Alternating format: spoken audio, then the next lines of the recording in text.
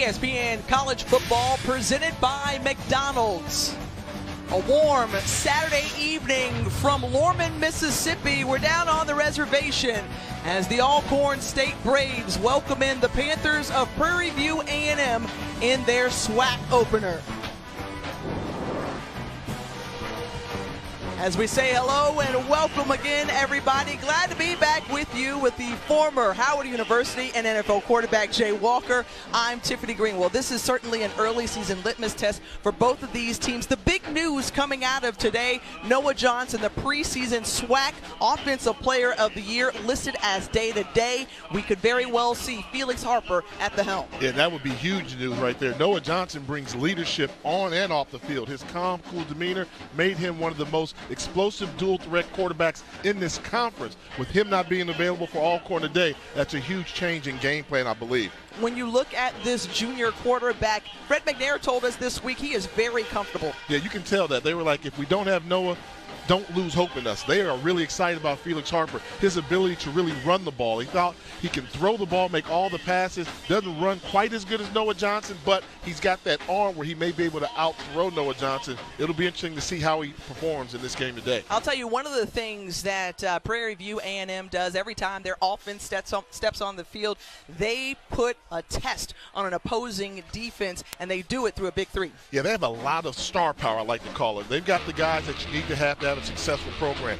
Their quarterback, it all starts with him. Jalen Morton can throw the football all over the football field. He's special, more athletic than people give him credit for given his size. And then you talk about athleticism. Dewanye Tucker is one of those edge-of-the-seat type running backs. Every time he touches the football, he can make something special happen for the Panther offensive unit. And then you toss in the 6'3" transfer from the University of Oregon, Christian Wallace, and it's easy to see why this Prairie View A&M offense is one of the most explosive in the country. You speak on the other side of the ball for Alcorn State, the SWAC preseason Defensive Player of the Year, and Solomon Muhammad, and this is a tough Braves defense. It comes down to, with so much offense, how you're going to stop this. And you have to have a great defensive unit. And fortunately for Alcorn, they have probably the best front seven in all of HBCU football. You talked about Solomon, but I think it comes down to the ones. I like to call them the ones. Number 51, Darrell Henderson, and number 61, Chris Monroe. Those guys absolutely stuff the middle to free it up for the linebackers to come in and do major damage on the defensive side of the football. Eric Dooley in his second season as the Prairie View A&M head coach. He is a great offensive mind. His group is putting up better than 30 points a game, 32 to be exact.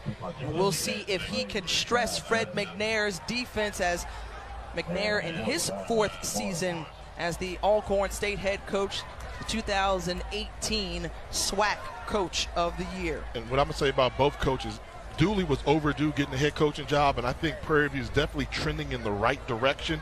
Fred McNair at Alcorn, replacing Jay Hobson wasn't an easy task, but he's proven to be a better coach than I think a lot of people anticipated. We see in the yellow, gold, and purple for Prairie View A&M, Alcorn won the toss, and the Braves will receive the kick. And that's Javen Morrison, and Morrison collecting the ball across the 20-yard line and tossed out just around the 25. And that's where the Braves offense will get things going, as Justin Jones was in on the tackle. Now the big question mark is, we expect to see Felix Harper running out onto the field, as he finished the game last week when Noah Johnson went down with an injury back against McNeese. And trotting onto the field is number 2 and purple, Felix Harper, the redshirt junior out of Fairburn, Georgia. One of the things that gets excitement in them when you talk about Alcorn is the quick release. And so you see the intangibles. I mean, Noah Johnson's not really big either, so the size is similar, but the quick release that Felix Harper brings, they like the ability to call that. When you've got a quarterback with a quick release, look for them to try and spread the ball sideline to sideline. A lot of passes behind the line of scrimmage to get it to the playmakers in space in a hurry. just past the 30-yard line after the penalty after that kick. And the first look at Deshaun Waller, who was upended. Waller was taken down by Darius Campbell, who is known as their version of the Honey Badger for the Panthers. He's that guy that can make big plays. He tackles at the line of scrimmage, behind the line of scrimmage. Transfer from Colorado State University. They think he's been that missing defender that they've needed to have to shore up this defensive unit. 2nd and 10 now after no gain. The lefty, Harper, finds his man, number 82, LaCharles Pringle, for the first down. A good sign there. You bring in your backup quarterback to start, completes his first pass. Great job by LaPringle getting open in the middle of the field, and a nicely thrown ball by Felix Harper. Quick tempo here from the Braves after that 20-yard pickup. Out to the right, Nico Duffy, the true freshman out of Tampa, Florida. Pickup of just a couple on that carry. For Prairie View A&M, I want to see defensively. I think there's no question they need to make improvements on the defensive side of the ball. They have to win on first down. You can't give up 5 and 6 yards every first down and expect to have success winning. And one thing that surprised me in watching film in Prairie View, they're right where you expect them to be. Like if you're an offensive coordinator, you draw up a play, say, get to the linebacker second level. Well, guess what? They're able to get to the linebacker second level. They've got to mix it up a little bit and have a little flavor in their defense. Nico Duffy flanked to the left after that 6-yard pickup. Felix Harper with time, looking downfield, finds Chris Blair. Chris Blair, the senior out of Louisville, Mississippi, a 2-year starter for this group. And this is a great job. You talked about Nico Duffy, the freshman there. Good job of blocking backside. Watch him go over to the right side and cut number 6, Story Jackson, giving his quarterback a little bit extra time and able to make the completion. And continuing to move quick, the Braves offense feeling like they're rolling, and this is the quick start that they wanted to see as we see an injured player on the field for the Pixon is down. Jackson is a JUCO transfer, came into the program last year from safety in the spring to that will linebacker position. We believe that stronger agricultural systems and practices result in a stronger Mississippi. The Alcorn State University School of So it appears to be holding his knee as the trainers are tending to him on the field. Prairie View coming in with the matching record of Alcorn State, both with 1 win and 2 losses, and we'll tell you a little bit more about the teams on the other side of the break. Come back with us to Lorman, Mississippi. More driven. Back here at Jack Spinks Marino Chasm Stadium on the campus of Alcorn State University. We're back in play, 30-yard line, and the Braves going with Felix Harper. Harper with another completion, and LaCharles Pringle finds his way into the end zone. 30-yard score for the Braves, and they got off to a red-hot start on their first drive, Jay.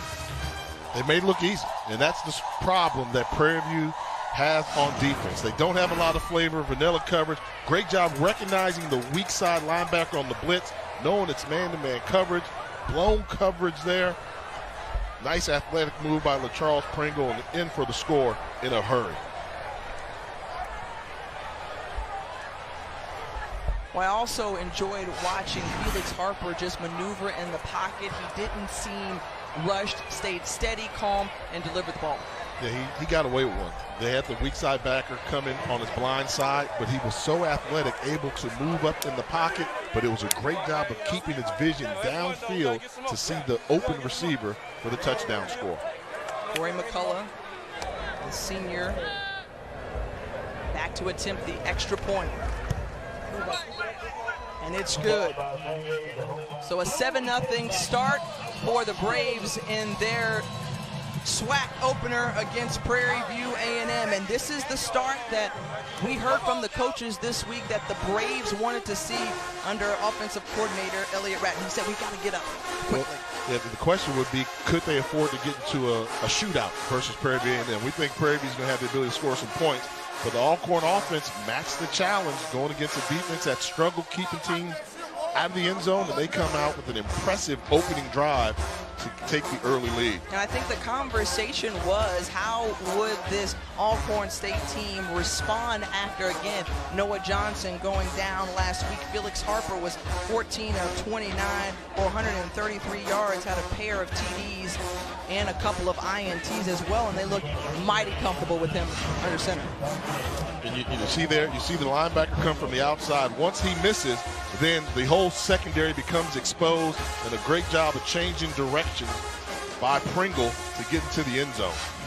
Just over 2 minutes for that scoring possession for the Braves, and back to receive the kick for the Panthers. Number 1, who's electric in gold, Dewanye Tucker. Tucker, who's still on his feet, finding room, and brought down just near the 30-yard line. The penalty marker is on the field, but you mentioned, Jay, one of those guys who is ever so explosive.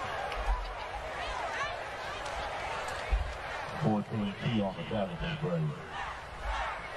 The officiating crew for today, Tony Ross, the referee. Number 28.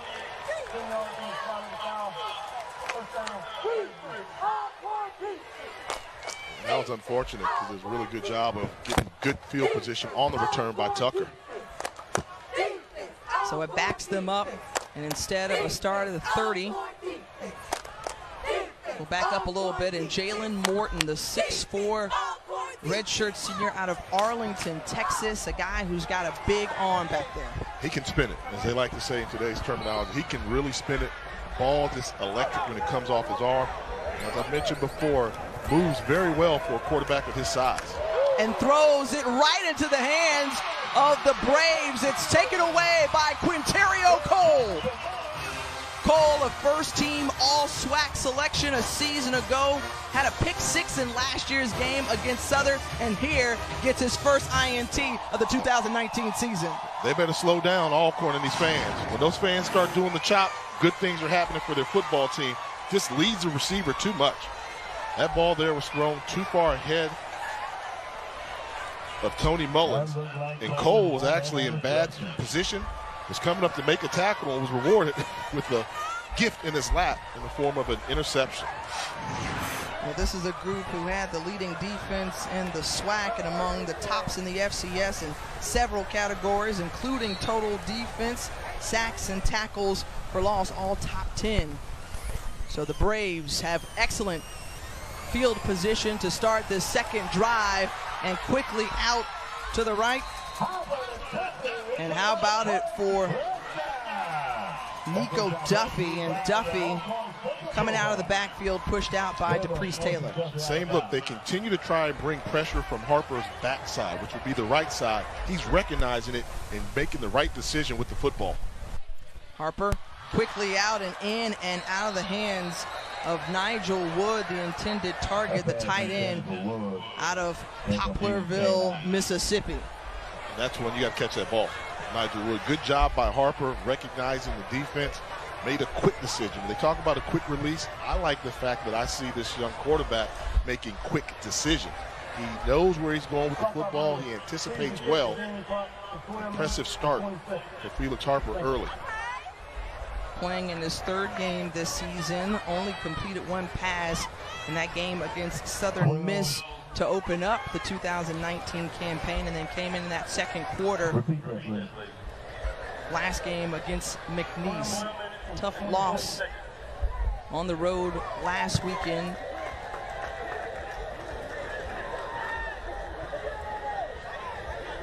A quick pause on the field as a correction to the game clock is being adjusted. Alcorn State, they're looking to repeat as SWAC champions. They made it all the way to the Air Force Reserve Celebration Bowl last year before falling to North Carolina A&T, but you know they're setting their sights on Atlanta once more. They've been, one of those teams. I mean, between Alcorn and Grambling, they've had it on lock, but for the difference is Grambling won a Celebration Bowl. Alcorn has not tasted victory yet, and you can get the feeling that's what motivates them. Off-season workouts, during the plays, conditioning, lifting weights. They're not happy just winning the SWAC and going to the Celebration Bowl.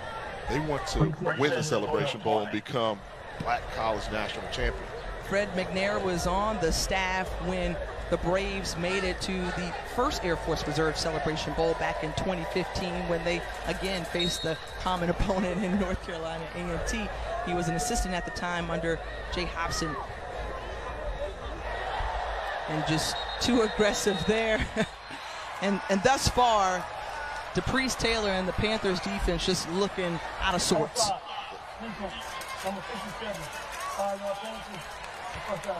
I'm going to ask you the question. The defense, in my Denny Green voice, they are who we said they were. They're a defense that gives up 34 points a game. Pretty vanilla. They don't have a lot of swag to that defense, and I think that right now they're a defensive liability anytime you have this defense on the field. So they just gave 5 yards to Alcorn State, who's now in the red zone. 2nd and 5. The handoff, and quickly look at Nico Duffy. Duffy, who is just so quick, tough to contain him, a 3-star recruit out of Tampa, and he's really asserted himself into this offense. It's easy pickings. I mean, they're bringing run-stopping blitzes. They blitz both linebackers, but they both overrun it. They're right where you want them to be. Becomes a foot race. They're fortunate he did not get into the end zone, but how big was the hole for Nico Duffy to get through? See, tied for first in FCS in terms of red zone scoring, 100%. 6 of 6 as Trey Turner now in the backfield. He gets the carry up the middle, make it 7 for 7. Braves once more score.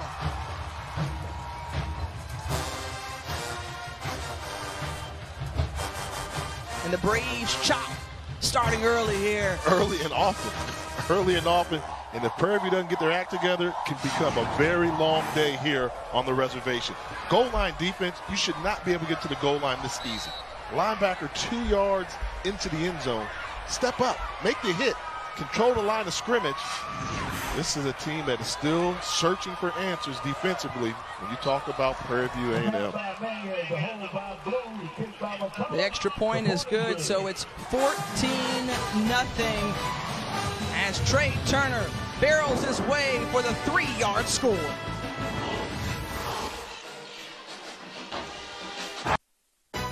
ESPN College Football is presented by McDonald's and in part by Ice Cold Dr. Pepper, the official drink of Fansville.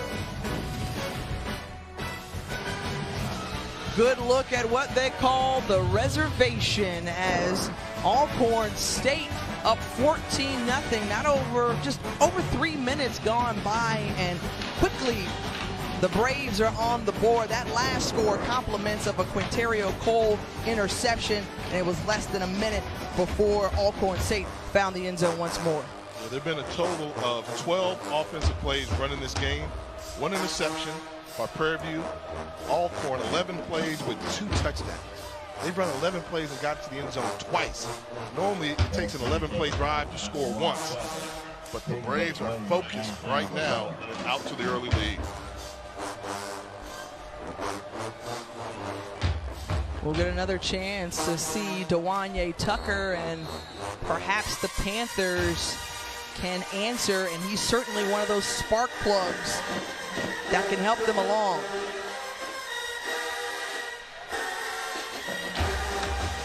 Tucker, the senior out of Terrell, Texas, on the right side, cutting back, continuing to find open space, but a penalty marker is thrown out onto the field during the return. Regardless of the penalty, Tucker's special. Did you see him change his directions that quick change direction? And the key is that's going to help him out next level. When NFL teams talk about him, you ask if he had the talent to play in the NFL, they say because he's on special teams, he does.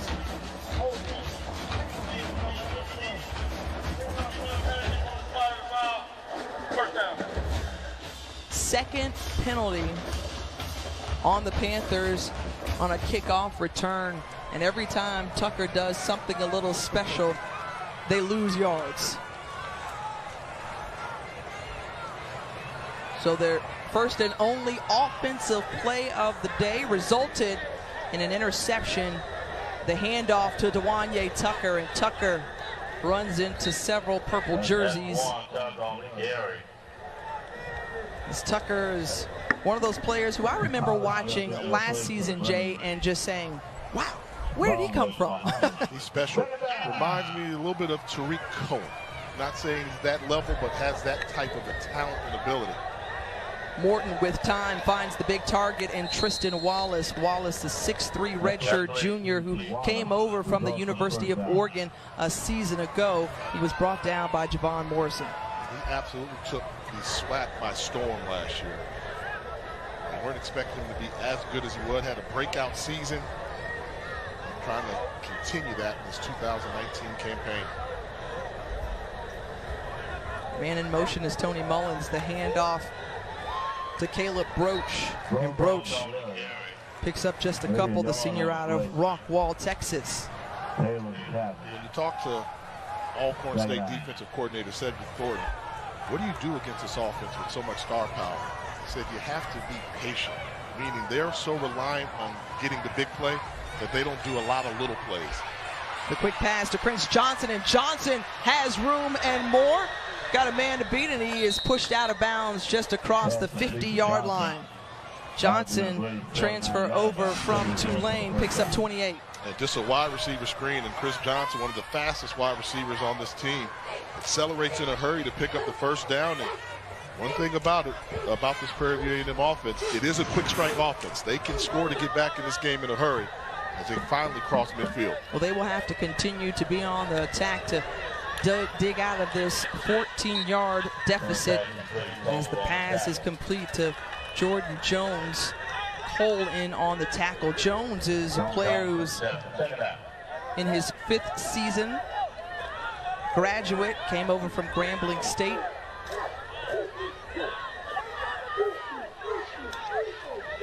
And quickly, Dewanye Tucker, and Tucker is snuffed out by a couple of purple jerseys. The first one there. Jackson, the tackle to the Braves. 3rd down. Now the chess match begin. 3rd in an obvious passing situation. Do you bring pressure if you're Alcorn? Do you stick with your philosophy, lay off, and see if you can be patient? And if Prairie View has what it takes to be patient enough with their play selection. 3rd and 6. Now the pressure coming. Morton moving out of the pocket, finds Tucker, and Tucker good enough for the first down and more. And that was just football there. Good pressure by the ones that we talked about, Darrell Henderson and Chris Monroe, flushing Morton out of the pocket. Morton getting the ball to his playmaker, Dewanye Tucker, and Tucker doing the rest himself to keep the drive alive and pick up the first down. He checks out after that pickup of 13 yards. More importantly, continuing to move the sticks for the Panthers. The 8th play of the drive coming up.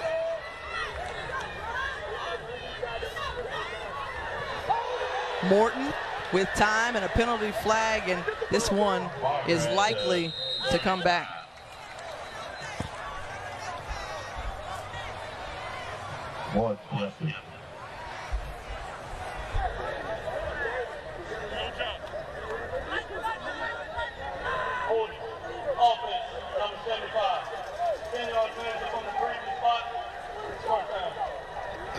They call it holding, but I'm going to call this a mugging. Take a look here. Right side, right tackle right here. You think you can make this call? Tell me, is this holding right here? Whoa, where are you going? Get back here. Turned him inside out. Eric Dunn called for the holding penalty. The handoff, and Caleb Broach up the middle, and once more some laundry on the field. Braylon Hollis was in on the stop of Broach.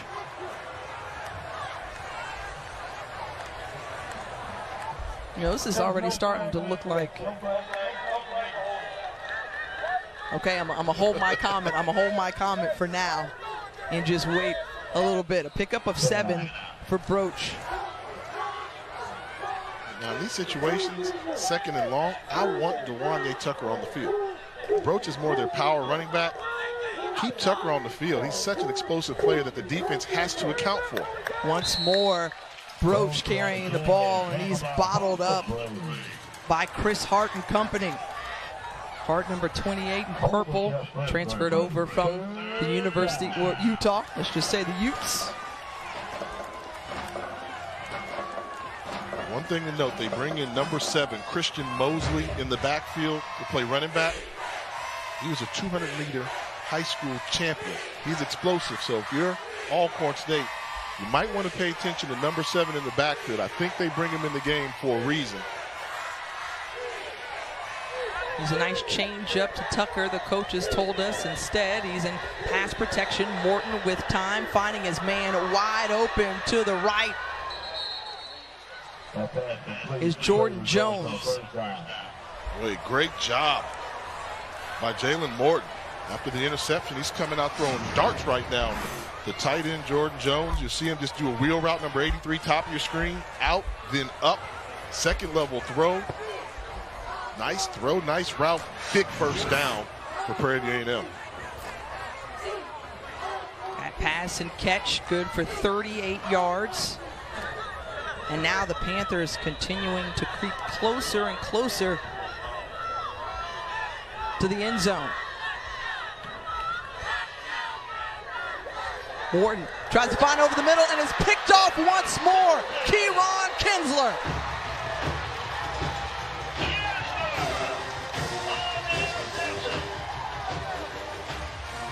His first INT of the season. Coaches said he came in ready, and he was definitely standing at attention. He brings it in, INT. It all comes down to a single defining moment. When a plan stops being a plan and gets set into motion. Today's Merrill can help you get there. With the people, tools, and personalized advice to help turn your ambitions into action. What would you like the power to do?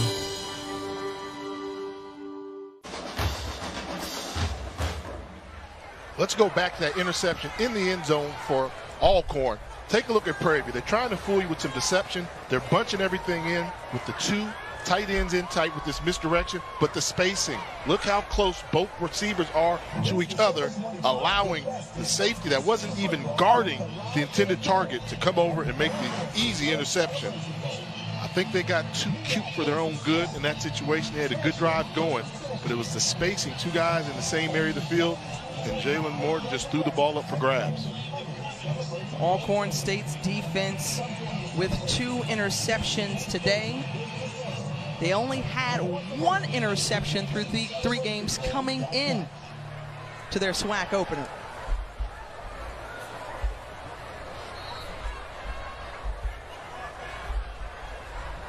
Alcorn State starting from the 20. Nico Duffy with the carry, running to the right side, and he's near the first down marker. Good run.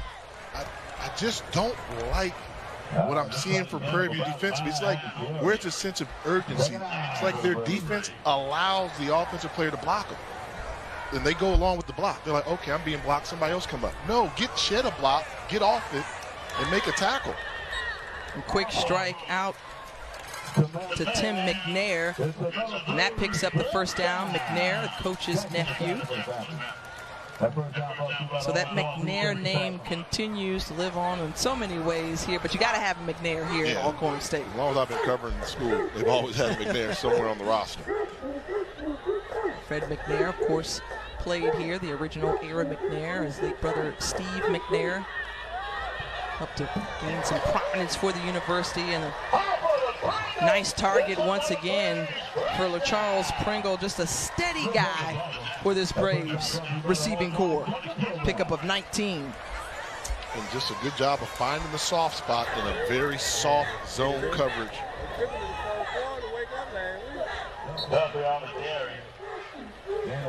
I just don't see the fight. I mean, first down, that was a simple first down call, but still picked up 3, almost 4 yards. Somebody on this Prairie View A&M defense in the yellow jersey, somebody has to step up and be a difference maker. You know, they thought it was going to be number 6, Corey Jackson. He's battling injury, but they're just too easy to block. They're right where you see them. And Alcorn's having fun on offense right now. And this is a team that led the SWAC in offense and defense a season ago. And continuing to bounce off defenders is Trey Turner. Just a real physical back for the Braves. Gain of 8 with just under 5 minutes to go in the opening period. Alcorn State with a 14-0 lead against the visiting Panthers. This is the type of game we thought we would see. Very methodical, trying to eat up the clock if you're Alcorn. Slow down the pace of the game, but they're having so much success. And Harper once again finding a favorite target of his and Chris Blair. Blair, one of those players who had a touchdown late in the game last week against McNeese. And that was good for 16. And again, quick tempo here, and Trey Turner is knocked out of bounds. Jalen Harris in on the tackle, one of those cornerbacks competing for a job for the Panthers. Braves back in the red zone. Harper going for Blair once more, and that ball was batted down. Good defense there by Jalen Harris. Good job by Harris. Elevate and getting the ball at its highest point. If he watches this football and doesn't leave his feet, this is the touchdown. A great job extending that left hand for the pass breakup in the end zone.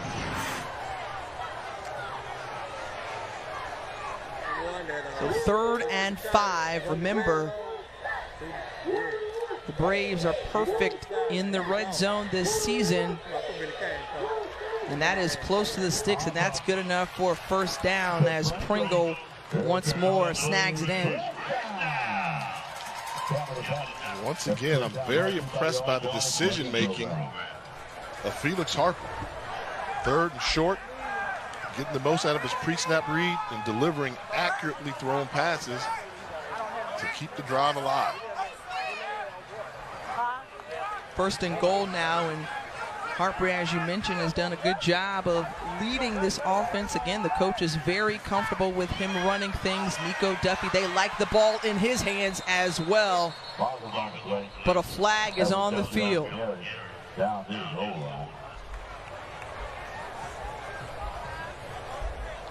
Well, Jay, to be honest with you, we saw a lot of this Thursday night's game. Number 62, 10 yards from the bottom foul. Excuse me, 10 yards from the previous spot. Replay now. That being the NFL, Jay. Yeah, that was flag fest on Thursday.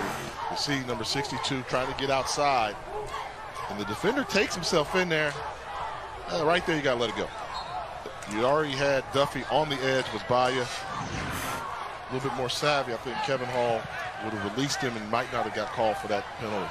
The first penalty of the day for Alcorn State. You see Felix Harper's numbers, 8 of 10. He's been rather efficient back there, wiggling his way, and brought down by number 20, Trayshawn Smith, for the sack. That's his 4th of the season. They brought up a little pressure, and they finally got to the quarterback, disrupted Felix Harper. There's one there. They didn't fall for the misdirection. Good job of keeping outside contained by Smith, and able to get the tackle behind the line of scrimmage for a loss.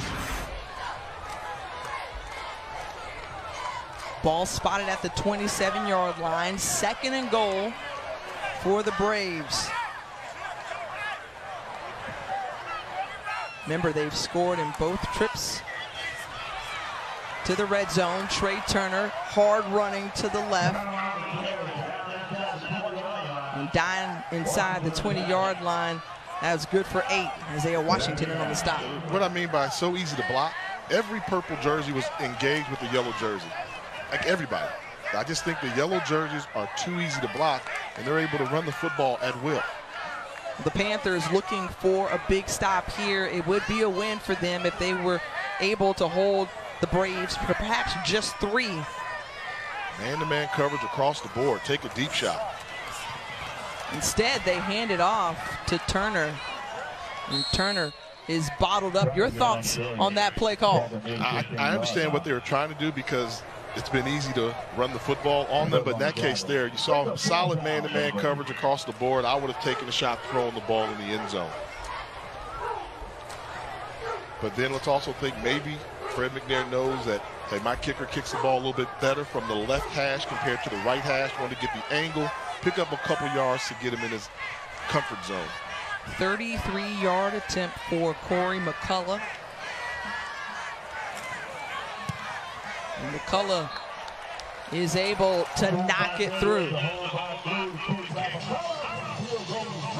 We'll kick off your Week 3 NFL Sunday with the Countdown crew on ESPN and the ESPN app at 10 a.m. Eastern. Patrick Mahomes breaks down the art of the no-look pass, plus an exclusive look at Deshaun Watson's offseason trip around the world and all the early breaking stories, injury updates.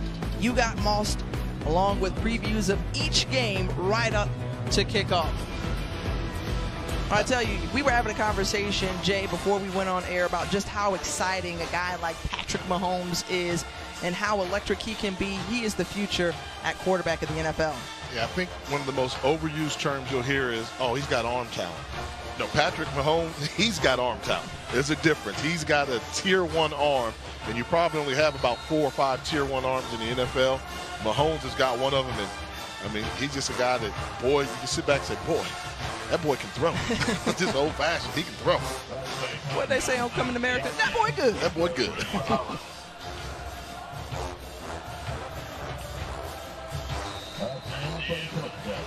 The touchback, and the Panthers will get things going on offense.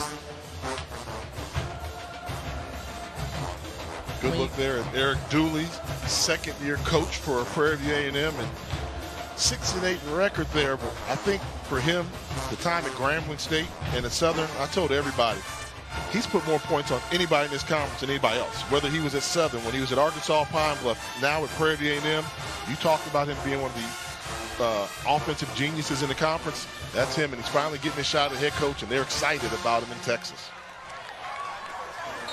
And Morton with the completion quickly out to Tristan Wallace.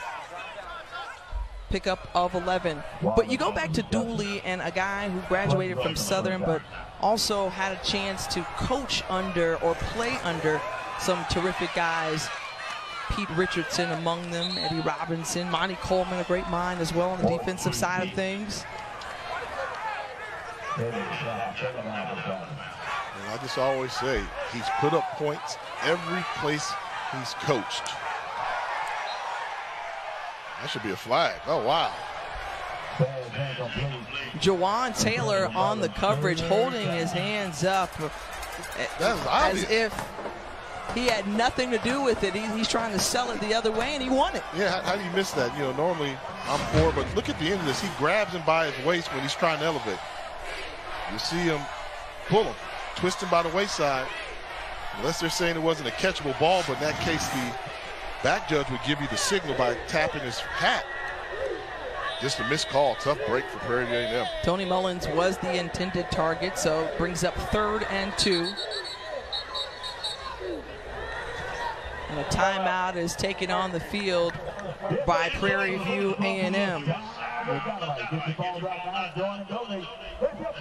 Well, Dooley, in his 2nd season, we were there when he picked up his first win as a head coach against North Carolina Central in last year's MEAC SWAC Challenge. But when it comes to the big dogs of the conference, and Alcorn State and Southern and Grambling State, you compare that to the rest of the SWAC opponents, there's a big disparity. And that's why everybody was excited, because they thought they got over the hump. Prairie View actually beat Grambling in that State Fair Classic in Texas, and everybody said, this is Prairie View's year. They didn't handle success well and faltered down the later half of the schedule. The key is going to be consistency. So they have expectations now in Prairie View, but can they finish the job? That's what people want to know. And this is why I thought a game like this was a signature game to say, are you ready to really compete and be considered one of the elite teams in the conference? In order to do that, you have to beat an elite team, and they haven't had much success doing that. When I watch Eric Dooley, and this is just a personal point, I think they've gotten the right guy, though. I think he is the one that can lead them there.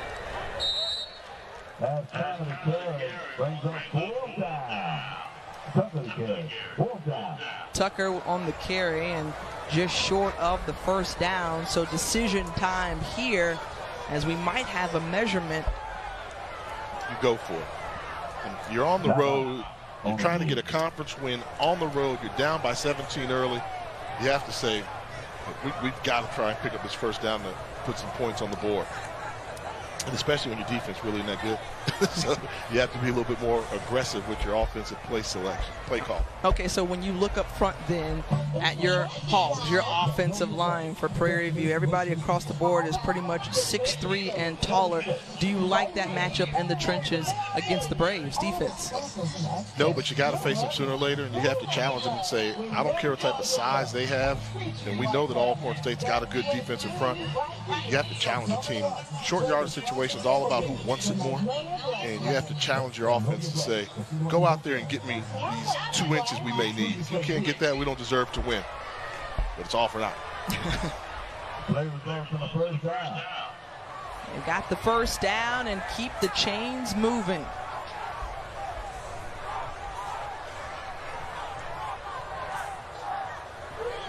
Well, outside of those 2 interceptions, Prairie View A&M has been able to move the ball a little bit down the field against the Braves. We know they can move it. They've got a good offense, but what they haven't been able to do is that quick strike, explosive play. Prairie View likes to hit you 50, 60-yard big plays, and that's what Alcorn's done a good job of eliminating. They're giving up all the underneath stuff, but they're saying we're not giving you anything deep. Or those plays that we call explosives, 20 yards or more. Kalen Riles with the reception, had a touchdown last week against Nichols State, and Morton trying to find Tony Mullins, and Mullins was just jacked up a little bit. He was grabbed and brought down. You see the penalty marker fly out. Calvante Key was in on the coverage.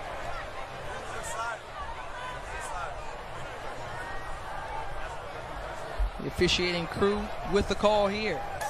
Pass interference. Defense, number 15. 15-yard penalty from the previous spot. Automatic first down. Correction. That will be a spot foul. First down.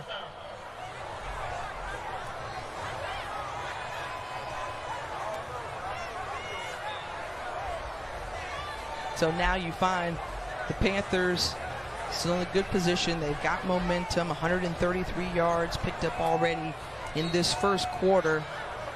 The idea is to finish things off. 13 seconds to go in the opening frame. And Tucker, juke moving all around, picks up about 4 or 5, and then some extracurricular with Chris Johnson and some of the members of the Braves secondary. Crowd doesn't like it too much. Chris Johnson got away with throwing a punch. He should be ejected. And he threw a punch at another player that was coming, and the whole stadium saw it. Well, that's an odd close to the quarter, as you mentioned. Johnson maybe doing a little bit too much, doesn't get called from it. We're talking about doing too much. Well, a whole lot was happening on the defensive side of things as the Braves pick up 2 interceptions, led to points. They're up 17-0.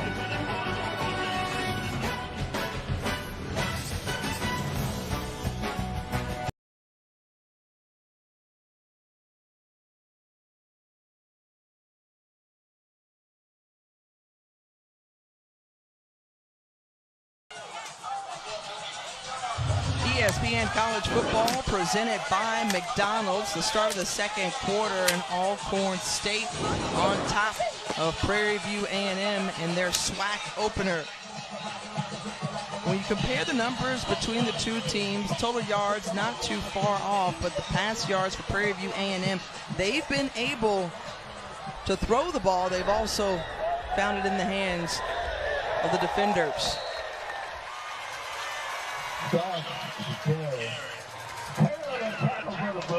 So that was T.J. Stark. They brought in a quarterback who the head coach Eric Dooley told me we would see him in the game. He's got a package of plays they want to use him for.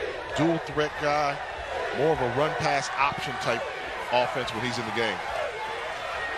And Starks once more with the carry, brought down by Michelle Herron. Starks, who started out his career in Kansas, moved over to JUCO and found his way at Prairie View A&M. Now this is a 4th down situation. 1 yard to go for the Panthers. This is big. Remember earlier we were wondering if he would go for it if it was a couple inches short. Well, find yourself in that position for real now. He realizes what's at stake on the road. They need to put some points on the board, trying desperately to keep the drive alive. 3 for 7 on 4th downs, and Starks stood up. He's close to it. Looked like they may have given him the spot. Kieran Kinsler in on the tackle. Giving him the first down, but that's one where you're TJ Stark. You have to know where you're on the field. You're not running sideways at all. He made a cut and tried to break to the outside. Go straight ahead.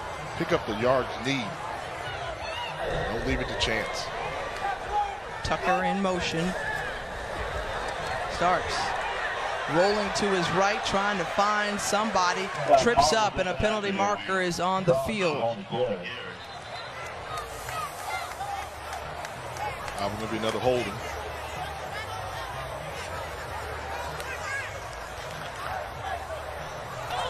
Holding. Offense, number 50. 10-yard penalty from the previous spot. Second down. And you see once John Jones, who's normally the left tackle, moved over to the right tackle, and quarterback escapes out the pocket. Lose track where your quarterback is. Easy call for the official to make. So Jalen Morton back in at quarterback. Morton with time, trying to go down the field with Chris Johnson along the sideline, and just throws it out of bounds. And that is what you call, that's that impatience that they have. They don't like playing this type of patient game. And they're going to take their deep shots because that's just what they do. Flag on the field once more. We've seen a lot of penalty markers out already in this one. Unsportsmanlike conduct is number 50 of the offense. 15-yard penalty. That's number 50, first unsportsmanlike conduct of the game. You know, these are the penalties that drive coaches crazy. And when we talked with Eric Dooley earlier this week, you know, he mentioned the fact that his team needs to be more disciplined. Felt like they picked up too many penalties last week against Nicholls State and wanted to see his guys cut down on them today. 5 already for the Panthers. Morton going downfield, trying to find. Wow. Well, there were a couple of defenders around there, and Tony Mullins was the one who came up with it. How does that happen on 2nd and 35? Prairie View responds with the 68-yard touchdown. 2nd and 35. Yeah. We said it's a quick strike offense. They can score in a hurry. Good job by Morton standing strong in the pocket, and had 2 receivers to choose from. 2 yellow jerseys got behind purple jerseys. That shouldn't happen. And as Coach Dooley say, my prayers have been answered. So the Panthers able to get on the board with that quick strike score, as Tony Mullins was the man, the walk-on, coming up big in a big moment for the Panthers.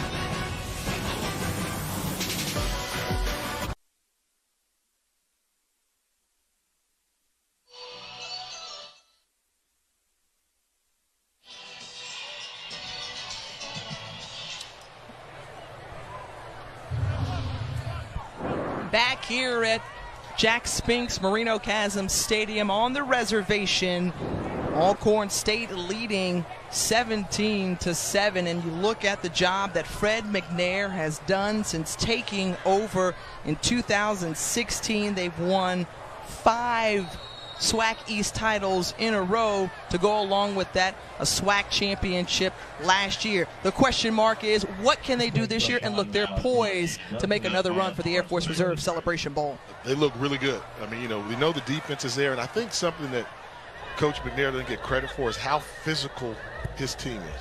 They are always prepared to play, and they are a physical bunch, and they're physical, but they also have patience, and it's discipline. Nico Duffy, who appeared to didn't have much discipline as he touched that ball, made up for it on that return. Nico Duffy with the speed. He's a great track athlete back in high school, state qualifier in long jump, and some more extracurricular activity going on between these two teams. A lot of pushing and shoving, Jay. It's conference football, Tiff. It's conference. They know what's on the line, and I think if you're Prairie View A&M coming in here, maybe they had the decision that they weren't going to get pushed around. Because when Alcorn's beating you, they're beating up on you more physical than you are normally. And now I'm starting to see a little bit of fight, a little fight back from Prairie View, and see if possibly the defense can make a stop and get that offense back on the field. They really do need a 3-and-out right now. We saw the Braves rely on Nico Duffy more in the backfield in most of that first quarter, but Deshaun Waller, who's back on, the SWAC newcomer of the year a season ago, had 1,200 yards. We'll see how he flourishes in today's offense. He seems to be a little bit ginger. Doesn't seem to be himself, like not 100%. When he's 100%, he is a downhill runner with explosive cuts. But he seems to be hobbled a little bit, maybe not at 100% tonight. Alcorn State has scored on 2 drives, had a field goal in their last possession, and there's Waller trying to get to the outside, and he's brought down, tripped up by Logan Jackson. Jackson, one of those returning starters on defense for the Panthers, a loss of 1. Right now, Prairie View A&M, if they can come up with a stop here on 3rd down, have an opportunity to maybe take some momentum in this football game, which they haven't had. Now I'm starting to see that defense get a little bit hungrier as Harper looking to the sideline. Haven't seen themselves in many 3rd down situations today. 1 for 2. They found Pringle's been the guy they've gone to in these situations so far. A timeout taken by Alcorn State with the play clock winding down.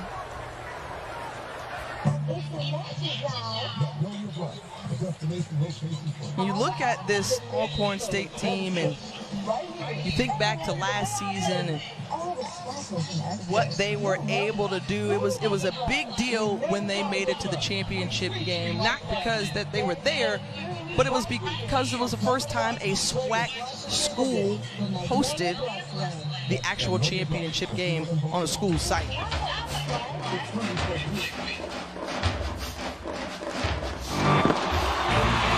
Bounce it to the outside, and he finds the end zone!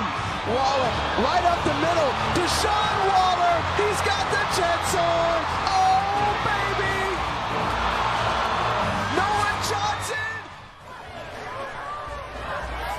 Back here on the field, and Harper finds Juan Anthony. First time he was targeted today, the redshirt sophomore out of Woodville, Mississippi. Pick up a 3. And I want to go back to that. I mean, how electric was that place last year for that SWAC championship? I mean, the electricity is still in the air here. What a tremendous football game. And I think I said it during that broadcast. Like, I can't remember a game having that much excitement in the stadium than that SWAC championship last year. First punt of the night for Alcorn State. McCullough gets it away, and in to receive it is Tony Mullins, the fair catch. And that's where the Panthers will start things after the 37-yard punt just across the 30-yard line. I'll tell you what, Alcorn had a lot of fun in that first quarter. Now it's not really fun because you've got an offense that's starting to find their groove. They're getting ready to come on the field with a chance to make this game closer.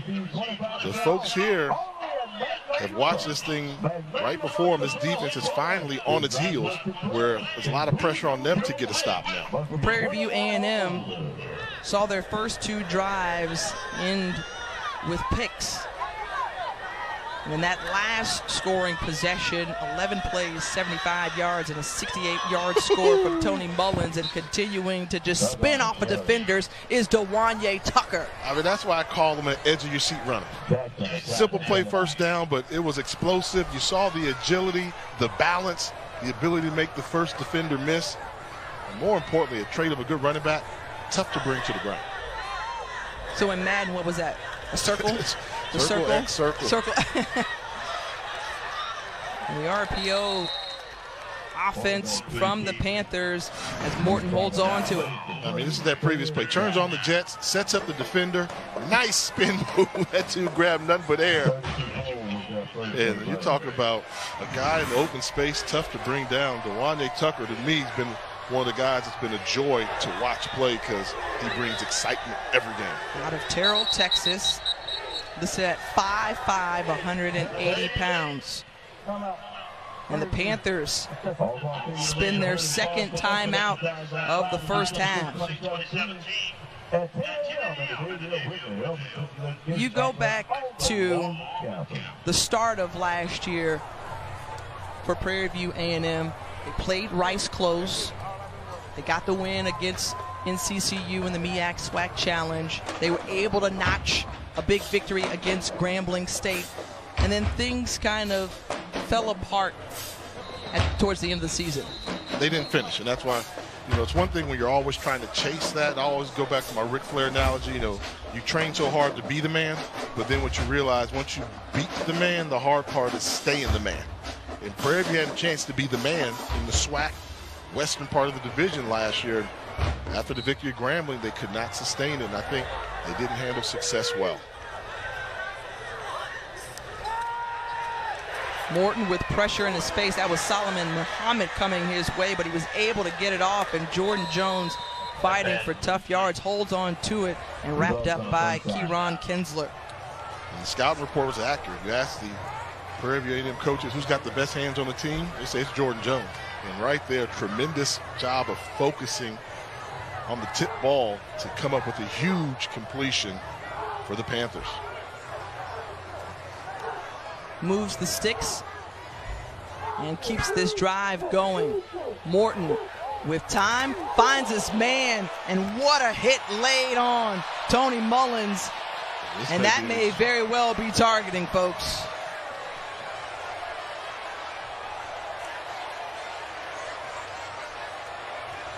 And that is what they're trying to take out of the game, the violent hit downfield. And this is definitely be reviewed by the officials here, I'm sure. Targeting against the defense, number 15. This previous play is on the further review. So while the officials review, we'll step aside quickly. Come back with us to the reservation.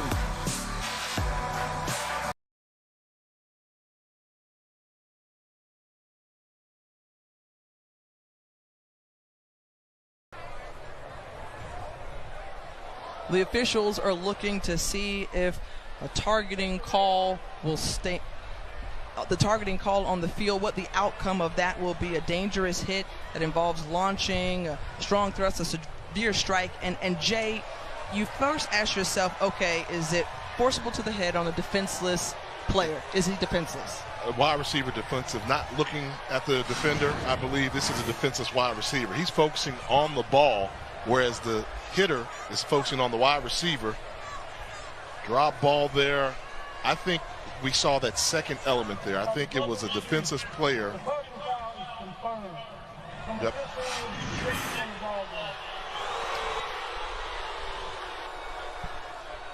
So Kinsler has been ejected from the ball game.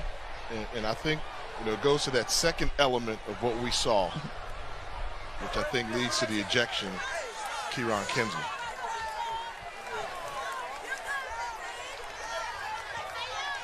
So once again, it was a targeting foul called on the field. He's been ejected.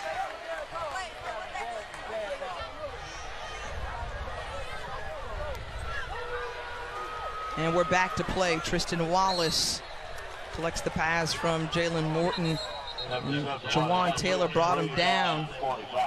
And there's an injured Brave on the field.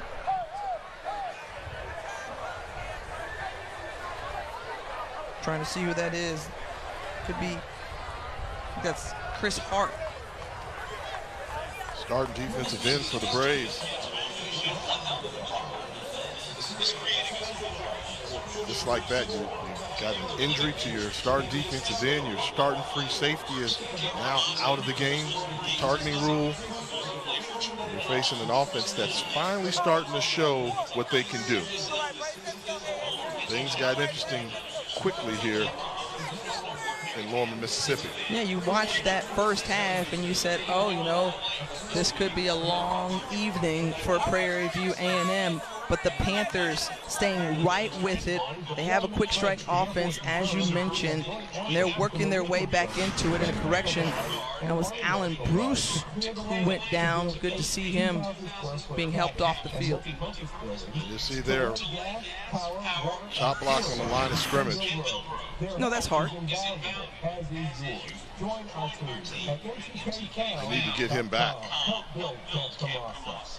Transfer from Utah, which we talked about earlier. But we know it's going to happen because this game got physical. It got physical. Prairie View started answering the call. They were counterpunching, if you want to use that term. They had an opportunity to get back in this game.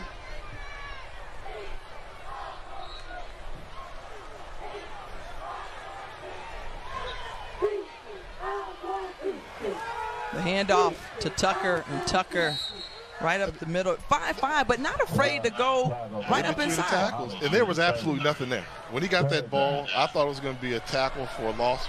Instead, he gets small, explodes, and turns a negative play into a positive play.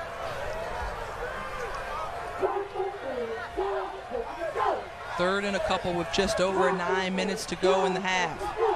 4 down territory, I think. And handoff to Broach, and Broach, who is known as that power back to pick up the tough yards, does that and more. Gain of 9. And a good job by Prairie View A&M keeping this offense on the field. We're starting to see some signs where they're starting to push the pile, push the defensive line of Alcorn around.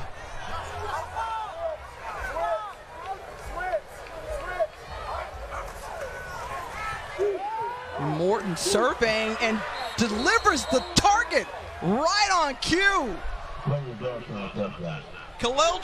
Chris,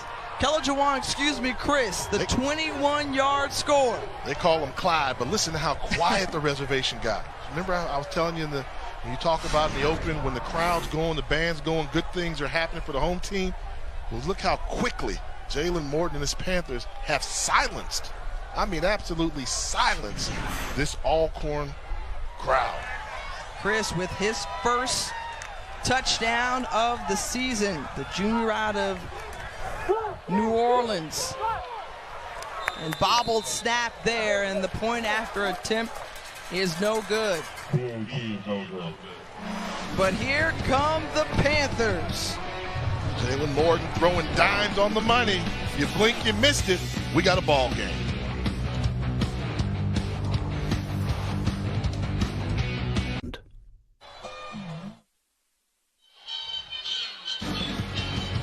Well, here's the deal. If you're driving to Lorman, Mississippi, there's a good chance you got to go down Natchez Trace. Good look at Owens Creek there, as we've got a ball game, folks. 17-13 to go with 8:32 to go in this first half. What's the rule, though, Tiff? Yeah. What's the rule I taught you about the Trace?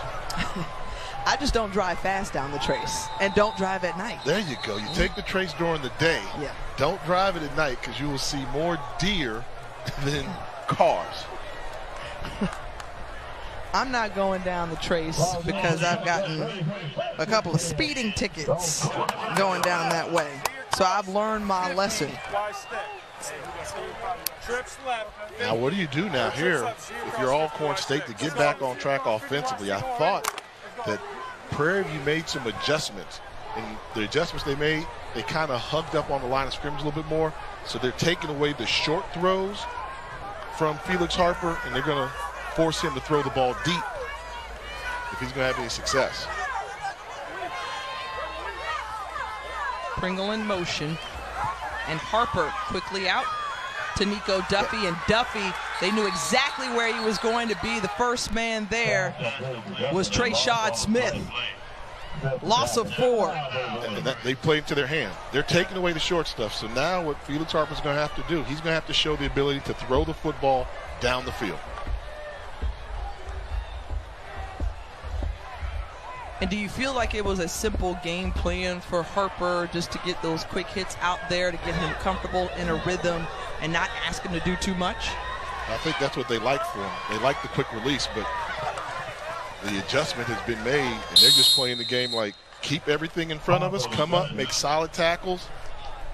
And until he proves he can throw the ball down the field, you're going to see a lot more coverage like this. Just keep it in front and jump on it. Demarcus Robinson with the stop. And here's the deal. Yeah, this is a big third down for Alcorn State as the Panthers defense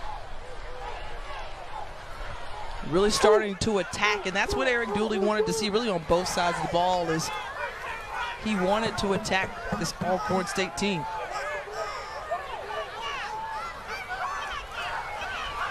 Harper finding his man and behind McNair, and Tim McNair cannot hold on, so the Panthers defense hold. The punting unit comes on for the Braves, and we have mentioned that the Prairie View A&M offense is getting rolling, and when they do, you better watch out. And you almost had the feeling that everybody in the stadium thought, if we don't get this third down, next time we get the ball, we could be trailing because this Prairie View offense starting to find their rhythm.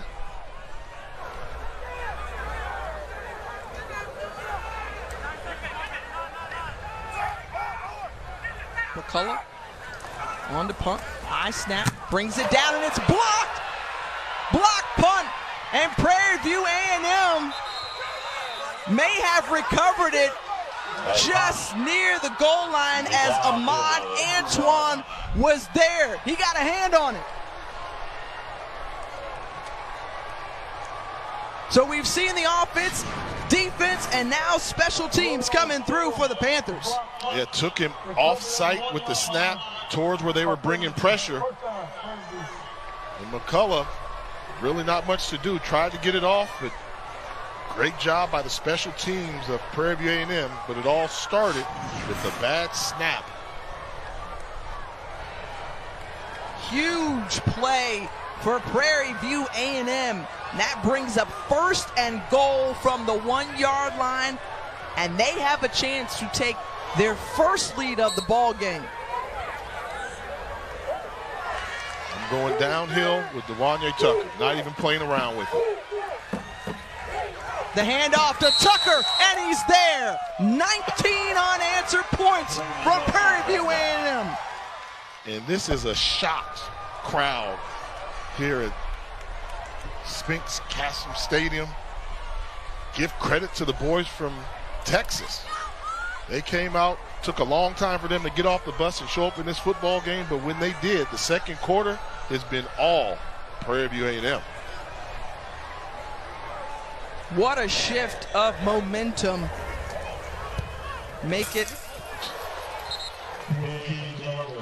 a second missed PAT in this ball game, 19-17. And Prairie View, just like that, coming through with a big block. Give it to your playmaker. Tucker takes it in.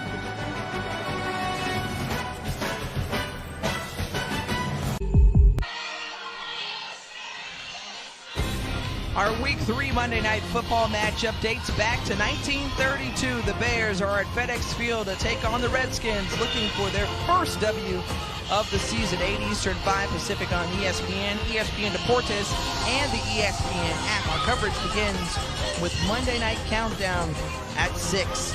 Washington has dominated Chicago as of late, winning 7 straight going back to 2004, with the Bears' last win in D.C. coming in 2001. I know that Jay Gruden's on that hot seat. He needs to get a victory. Imagine that, being on the hot seat 2 weeks in to the season, 16-game season. A lot of pressure on him already. A lot of question marks for him, and certainly the Braves trying to answer some questions after they gave up 19 straight. And a big return there from Morrison. And Morrison, that's a way to get a boost of the arm for your team. 39-yard kickoff return, but a penalty marker is on the field. Great job of patience by Morrison, setting up the block out on the outside and able to pick up about 10 more yards with a little wiggle towards the end of that run. Tack on 5 more after the penalty goes against the Panthers.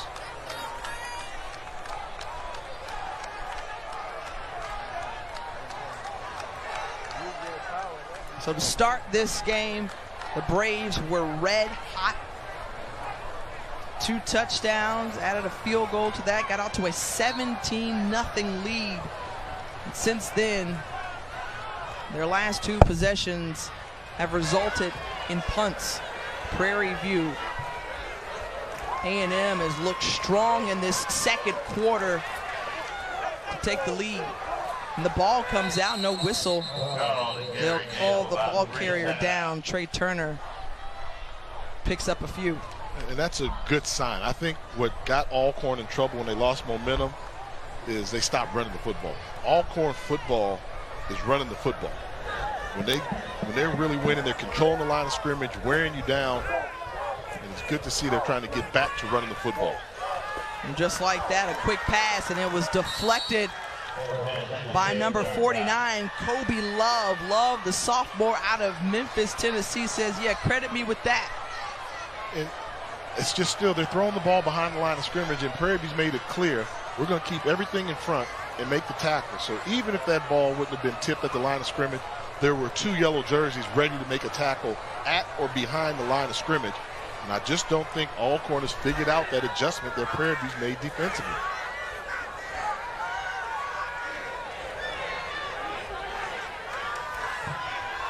Third and 7, Harper on the pass, and again, broken up. Good defense there, as Chris Blair was the intended target. Jalen Harris was there as well.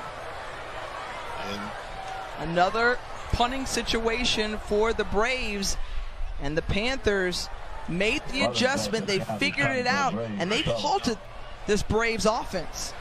They really have, and you have to give credit to their defensive coordinator, Henry Miller. Whatever he did to fire him up or simplify, now this is starting to look like a defensive unit.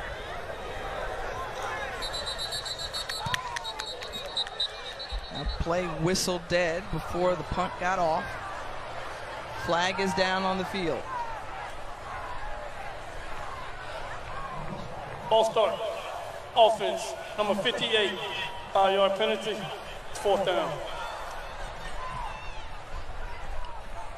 And now we're starting to see things kind of come undone for Alcorn State a little bit. And that's that penalty there, although it's just 5 yards, as a returner, you're taught anything you catch inside the 20, just fair catch. But if you catch anything outside the 20, run. And right now, you've got the return man standing on the 22-yard line. So Prairie View may have an opportunity to get a return off. Take that back.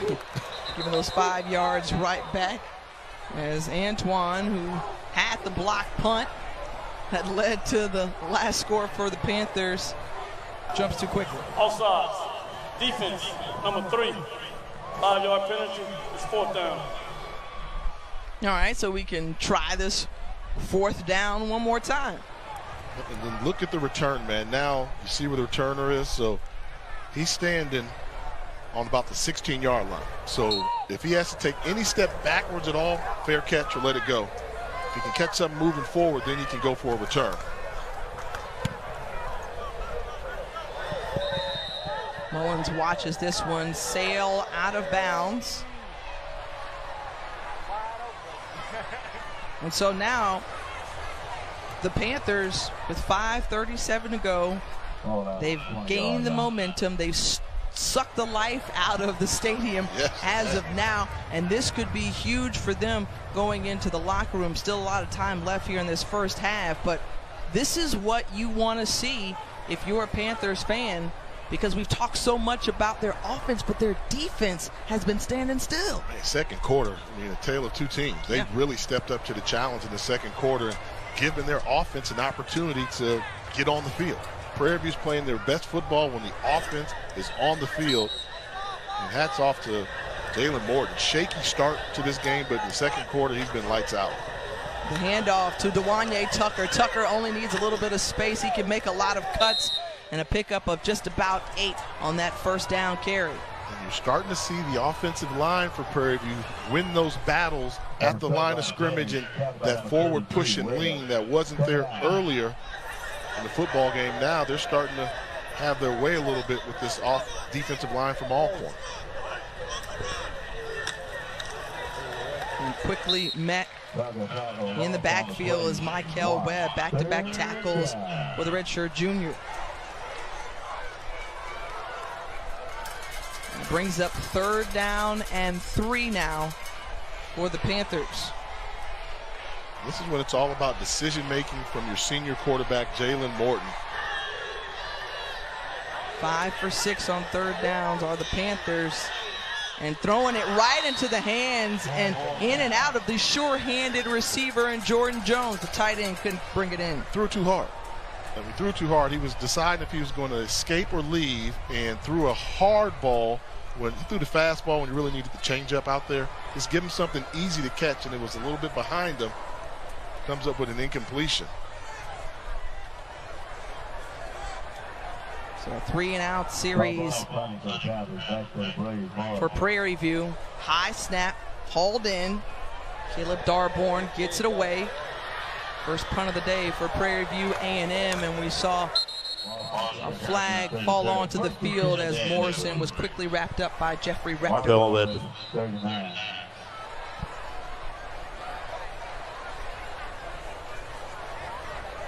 Flag on the far side of the field, as this officiating crew has been wrecked on the tackle. Very busy. This game hasn't been played neat, I'll say that. I'm not going to call it sloppy, but it hasn't been a neat game. Holding, receiving team, during the kick, number 22. The penalty would be a minute from the end of the kick. First down.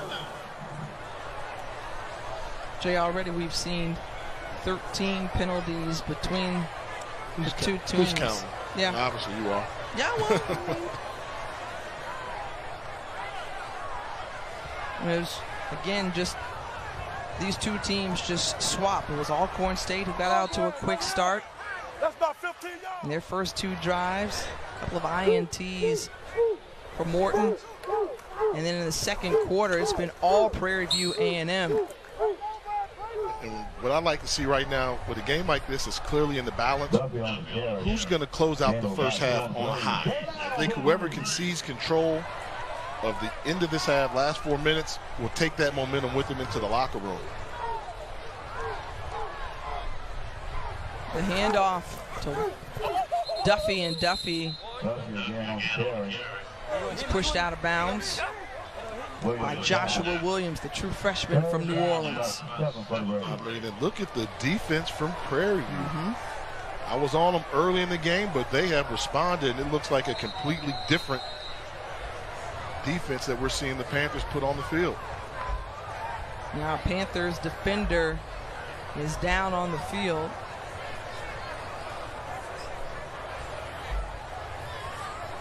Can't quite see the jersey number just yet, but again, coming in, giving up 34 points a game thus far.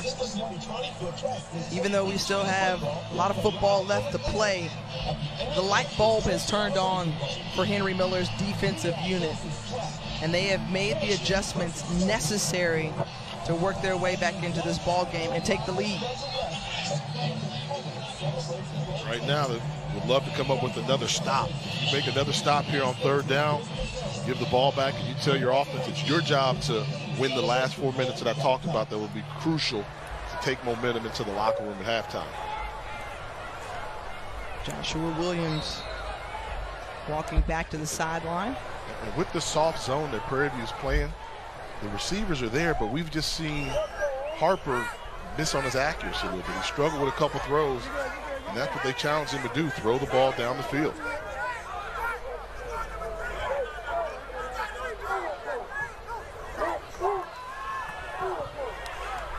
Pressure in his face, gets the ball away. Tim McNair with the catch. It's good enough for a first down. Simple pattern, recognized man-to-man coverage, soft man-to-man coverage, and threw the curl route to McNair for the first down. Gain of 13 for the redshirt sophomore. As the Braves hurry to the line, they look to the sideline to get the call. Don't abandon the running game. Duffy flanking to the left. The handoff to the true freshman, and nowhere to go, and wrapped up very quickly by DePriest Taylor. And Taylor has been active from his middle linebacker position quite a bit. Getting to the ball carrier. Like you say, they're shedding blocks. Remember earlier they weren't shedding blocks? Watch them shed the block, go down the line of scrimmage, and finish off the play. Jason Dumas also in on the stop.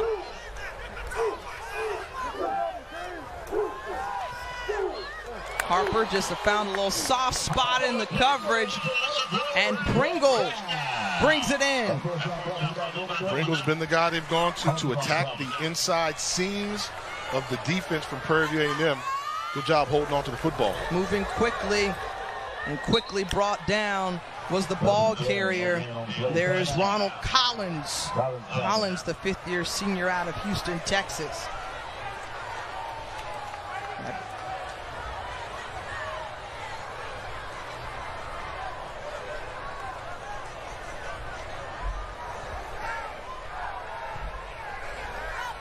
Less than 2 minutes to go in the first half. Braves trying to take the lead before going into the locker room. Throws it behind him, and Trey Turner, with not a lot of room, and a flag, is out. One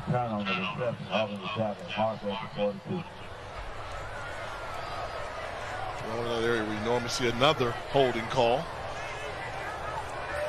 Holding, offense, number 59. 10-yard penalty from the previous spot, 2nd down.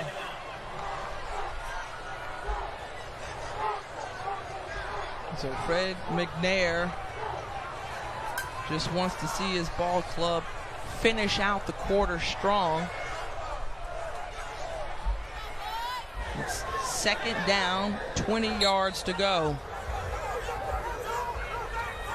I think you have to run the football here to make them use that timeout. If I'm Prairie View A&M and I can make a stop, I'm going to use a timeout.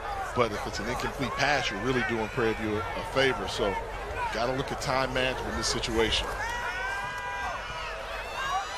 Harper being chased, and dangerous throw as Logan Jackson was covering McNair all the way. I just don't like it. Think about what happened. There was a minute and 35 seconds, right?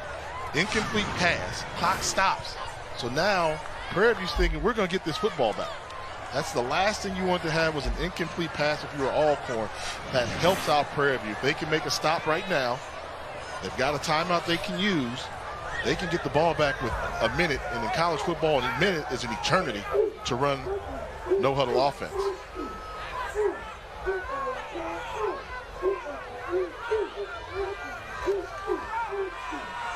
And now they hand it off, and Turner. Call timeout. Now, if you're Prairie View, you call timeout.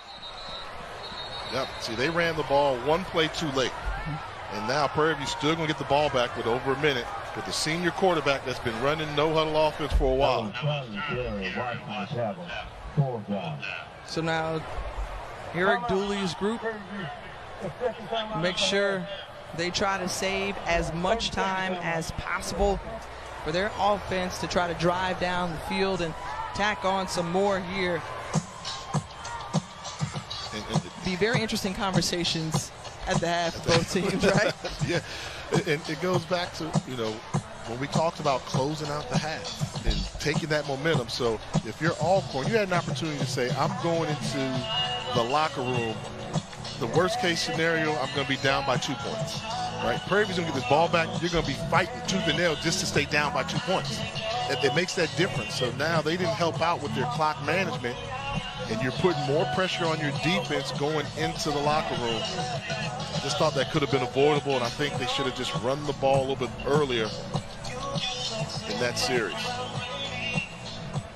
And just a reminder to our viewers, Alcorn State led 17-0 after the first quarter, and then Prairie View A&M has made some big plays, including a blocked punt. They can't get to McCullough here.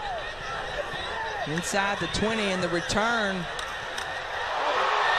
And it didn't go the way they would have liked. Picked the pocket, and just like that, the fumble recovery, and LaCharles Pringle, who's been everywhere, so active on offense, those active hands coming up big on special teams. They needed it because the crowd was out of it. Oh, now they're back. Oh, that's what real fans do. Team does well, but this is one here. One, when he started retreating, should have just made the fair catch. Tries to do a little bit too much. Helmet on the football. Nice special teams play by the Braves. And a poor job by Tony Mullins not protecting the football. And I think they'll credit Michael Webb with that hat on the ball. Forced the fumble. And the defender slow to get up for Prairie View A&M, and Desmond Obie, the defensive end. Tell you, momentum is something, and how you go into that locker room goes a long way towards the second half. And to win, got to be good in offense, defense, and special teams, and that was a great job by the special teams unit from Alcorn State. And we've seen good play in that phase of the game on both sides of the ball. Now 1st and goal for Alcorn State. And Harper decides to keep it himself. One play. 5 yards.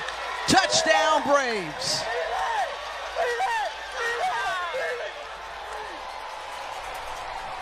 Nice recognition, quick decision by Harper. Calls his own number.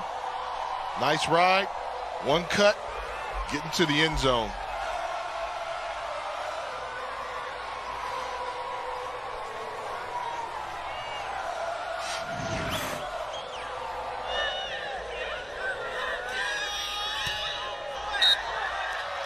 And the PAT is good, so the Braves regain the lead, but it's been an interesting first half.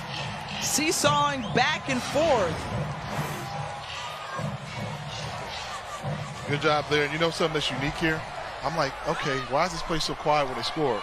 It's HBCU. The band is getting ready on the field, so they don't have their instruments, so they're in lined up formation. So the crowd started doing the chant on their own without the band. So they're excited for the sounds of Dynamite coming up at halftime. Well, I'll tell you this. Even though Alcorn State takes the lead, you still give Prairie View A&M 57 seconds to work with. And if you got Deronye Tucker in the back, you have to assume you're going to get the ball in pretty decent field position. So you think get the ball with a decent return and then go to work. Try and take the lead back.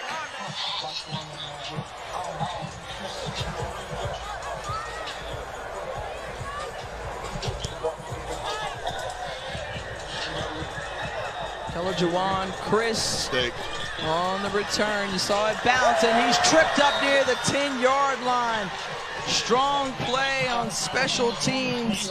Calvante Key was there. Yeah, mistake. Don't let that ball hit the ground. You want to get something moving forward.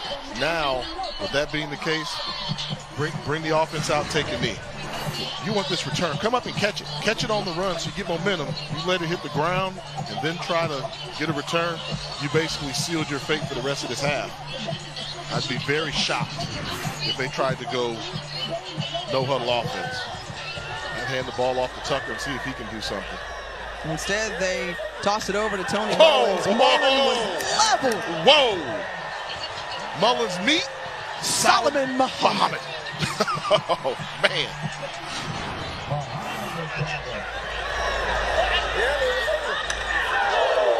Hello. Good morning. Good afternoon. Ouch. And that's the... And Mullins has taken a lot of punishment today from a couple of Braves defenders. It's been the last couple 30 seconds for Mullins. He had the fumble, and then he just got clocked on television. And Solomon Muhammad showing you why he's the preseason SWAC Defensive Player of the Year.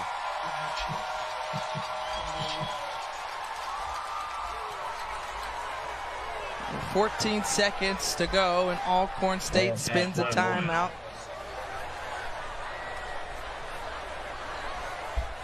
And coming up at the half, HBCU news and notes, highlights and stats, and our Gimme 5 segment features the greatest players in Alcorn State history. You will not want to miss it. This is Jay's Gimme 5, as he likes to say. And sorry, Coach Fred McNair, you're not going to make the list. Just telling you that he's one of the greats. A lot of people don't realize that Fred McNair was the original Air McNair. Steve was heir to McNair.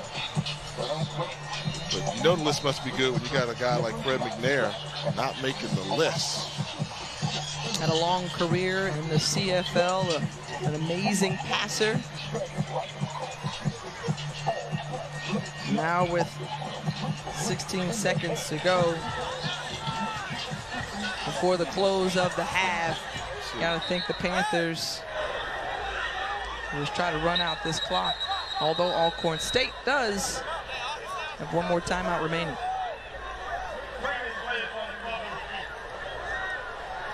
Are they looking for, that was the big hit play, wasn't it? Yeah. So I wonder if they're trying to look for targeting. But I just thought it was a football play.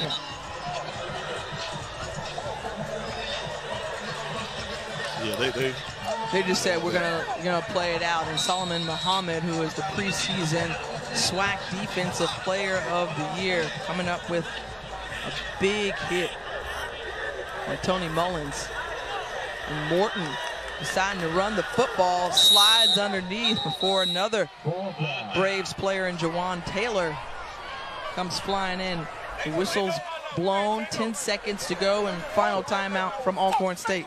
I mean, I think Alcorn was going to try and get the ball back, maybe get a decent return, attempt a last-second field goal to end the half. But that was a pretty good job by Morton. Almost picking up the first down. So now, see if Alcorn special teams can make another play. I mean, there's no circumstance at all in which you go for this if you're Prairie View A&M. Well, I'll tell you, the way that the Braves have scored today, they've scored more points off of turnovers, 17 to be exact. So we'll see if they can cause a little havoc. But if you're Prairie View A&M, you've got to feel good going into the locker room if you can have the score hold as is, because you received the ball to start the second half. Yeah, I mean, the game is definitely in the balance of the second half, but I just think that took a lot out of Prairie View. They took momentum back in this game, and then the fumble on the punt return, which brought Alcorn back life. He's not going for it. He was there to do a fake. There's no way you go for it. But then he decided, okay, I will go for it in the half. They were not intending on going for that. Right. But then they were like, you're really not going to defend this at all? So good job by Morton. Called a quarterback sneak. At the stats, pick up a first down, and we'll go into the locker room with Alcorn State up 24-19. But a valiant effort by the visitors on the road, who surged in the second quarter to make this thing pretty interesting. Good ball game, folks, as Alcorn State ever so tough when they're leading at the half, 14-0. since 2017. So much more to come here from the reservation. Highlights and stats, Gimme 5, and more coming up at the half.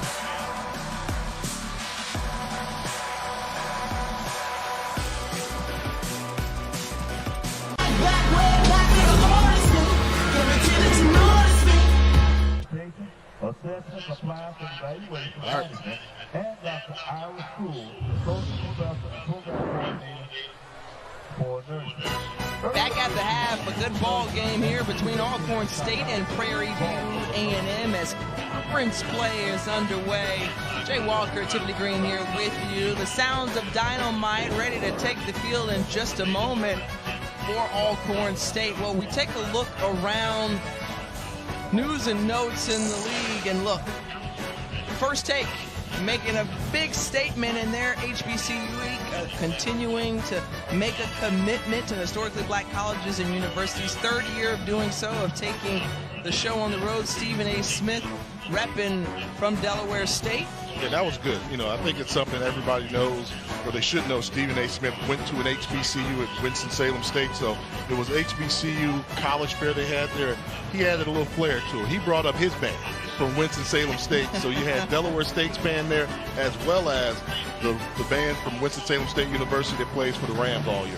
Well, you take a look at some of the coaching changes. Yes, we've seen a couple of second-year coaches. We're seeing one here today in Eric Dooley. But when you think about the MEAC, who welcomed in 3 new head coaches, Tyrone Wheatley at Morgan State, along with Ron Prince at Howard, as well as Trey Oliver at North Carolina Central. Your thoughts on the changes? It's going to be interesting. I think the most high-profile job was probably the job at North Carolina Central, because they had some success. So I think that we're going to see how it plays out. That hasn't been good so far. Chauncey Caldwell, the quarterback for North Carolina Central, the past 2 years, transferred after the first game. So those things are in limbo, and Howard hadn't gotten going yet under Ron Prince, but they were fortunate to get their first victory today over Delaware State, so maybe that'll turn around. And finally, surprise teams through week 3 of the football season.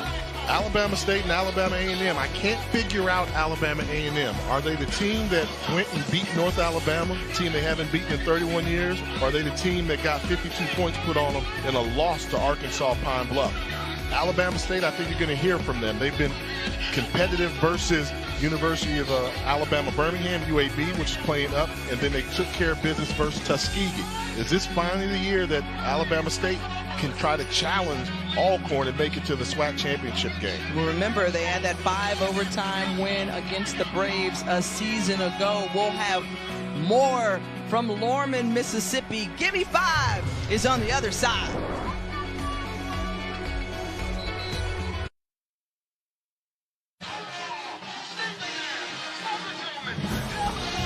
The sounds of dynamite paying tribute to the late, great Steve McNair as they spell out air on the field. One of the greatest college football players at quarterback that you and I have seen, Jay, as we say hello and welcome again. It's Gimme 5 time. You got to give the people what they want. So let's give them 5. And how about this? We're here at Alcorn State University, so we got to pay homage to all these legends there. Although I had my battles with Alcorn, went 2-0 against Alcorn, for the record, never lost to them. But let's talk about the 5 best players in the history of Alcorn State football, right? I'm going with number 5, Jack Spinks. Not only played here, but was a coach here. When the stadium's named after you here, you have to be an impact player. So Jack Spinks would be number 5. Number 4, Jimmy Giles. Now, I used to love Jimmy Giles because he was Doug Williams' main target when he played at the Tampa Bay Buccaneers. So Jimmy Giles got it done. I think he should be an NFL Hall of Famer, but he's a legend down here. Moving on to number 3. Who was that guy? That's Donald Driver. What I like about him, lettered in track and football here before he went on to have a legendary career with the Green Bay Packers. We know how good he was winning the Super Bowl as well. Number 2, a lot of times can be number 1, but I'm going with Medgar Evers, and you can take this one for on and off the field. Civil rights pioneer, but a lot of people don't know he played football here at Alcorn State University. Quite an impressive list thus far, Jay. So my question is then, who would fall into number 1? Because That ain't bad right now. That's a great list there, but I think you know, I know, everybody knows, when you talk about Alcorn State football, there's only one. That's number 9. Steve Air McNair. He's making the argument to being considered the greatest college quarterback in the history of college football. That's how impactful he was. Was a Heisman Trophy finalist when he was playing at what was in 1AA football. Steve Air McNair was a special talent. Imagine how good he'd be in today's NFL, but we battled so much. But Steve Air McNair, I can't think of Alcorn without mentioning you, buddy. You deserve it. Rest in heaven up there, but your impact on the game of college football is still felt down here. All right, so who was close to making the list but finds themselves on the bubble? Well, you got several people you can put there, but I'm going with John Theory. Right? And I like Marcus and those guys too, but Leslie Frazier as well. But John Theory passed away as well, but he left here as a teammate, Steve McNair, first-round draft pick for the Chicago Bears in 1994.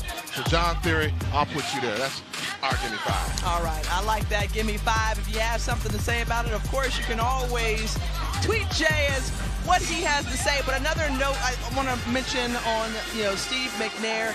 He was honored this past weekend. His jersey was retired. The Tennessee Titans did a terrific job in honoring him. Fred McNair said it was a joyous moment for the family, and they will retire his jersey here October 26th against Southern.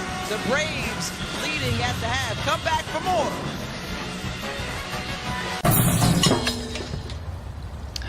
Rookie.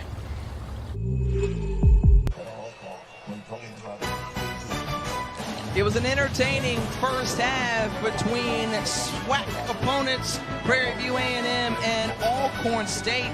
Just before we get set to start the third quarter, let's go back and look at how we got here, Jay. And in that first quarter, it all belonged to Alcorn State. Prairie View was late to arrive here in Lorman, Mississippi. Jalen Morton didn't get off to a good start. 2 interceptions on the first 2 drives of the game. But after that, second quarter, different ball game. Jalen Morton showed what he can do with the football in his hands, and I thought this was crucial. 2nd and 35. He goes over the top of the defense and finds the receiver open for a touchdown. They had nearly 490 yards combined between the two teams, and when you shake down the quarterbacks, of course, Felix Harper getting the start over the injured Noah Johnson against Jalen Morton. And it's Morton, even though those 2 INTs, a couple of passing touchdowns and more than 200 yards. And you kind of get the feeling who's more valuable to their team. When they struggled, when he threw the 2 interceptions, you thought they were going to get blown out. When he got hot, put his team right back in the ball game. And Felix Harper started out well, but I thought he struggled towards the end of the first half. We got to see what type of adjustments he can make to get him going again. All right, we'll be back with second half action in this SWAC opener from the reservation. We'll see you real soon.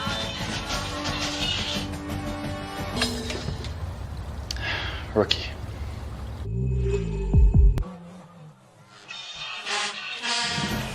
ESPN College Football presented by McDonald's. Good ball game going as the second half is just about set and underway from the reservation. Felix Harper and the Alcorn State Braves with the lead over Prairie View A&M. The Panthers, who went surging in that second half, Jay, as you mentioned, looked really sharp. Both teams doing a good job through the air and pretty even on the ground. The offense for Prairie View is good as advertised. The defense stepped up in the second quarter. Can that defense hold on in the second half to continue to give their team an opportunity to stay in this football game? But I don't want to not give credit to Alcorn. They're playing a very talented Prairie View A&M team with the backup quarterback. They don't have their starting quarterback, the offensive player of the year preseason, in Noah Johnson, and they've still managed to find a way to compete and went to the locker room with the lead. Well, you think about the fact that the Panthers gave up the ball 3 times in that first half and only trail by 5. Good look there at Noah Johnson, who was knocked out of last game.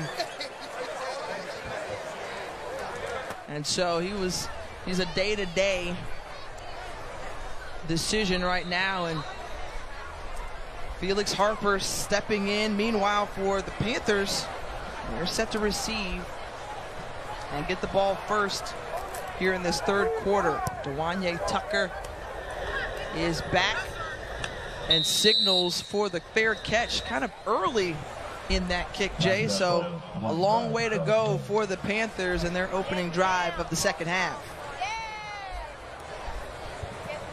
It'll be interesting to see what the mindset is. I thought when they decided to just open up the offense and throw, there were some passing lanes there. But I still think Dewanye Tucker's waiting to do something explosive and have an impact in this football game. Jalen Morton did a good job spreading the ball around to several different receivers as Morton trying to give a little shake and bake, and he picks up a few. Solomon Muhammad along with Chris Monroe in on the stop, a couple of guys that we featured early on. Those guys that make it go when they're fresh and not tired, they're difference makers in the middle for Alcorn State defensively.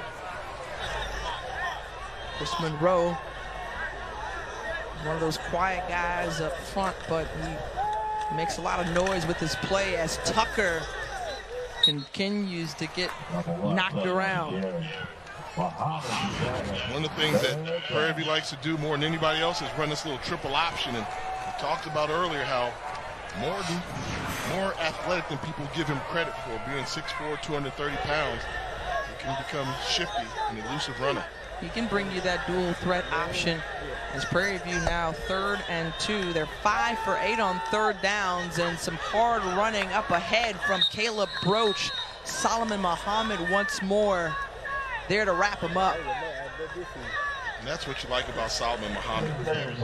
Although they picked up the first down, Muhammad, that prototypical inside linebacker, 6'1", 6'2", 240 pounds. But what you look for there, when he touches you, is a play over.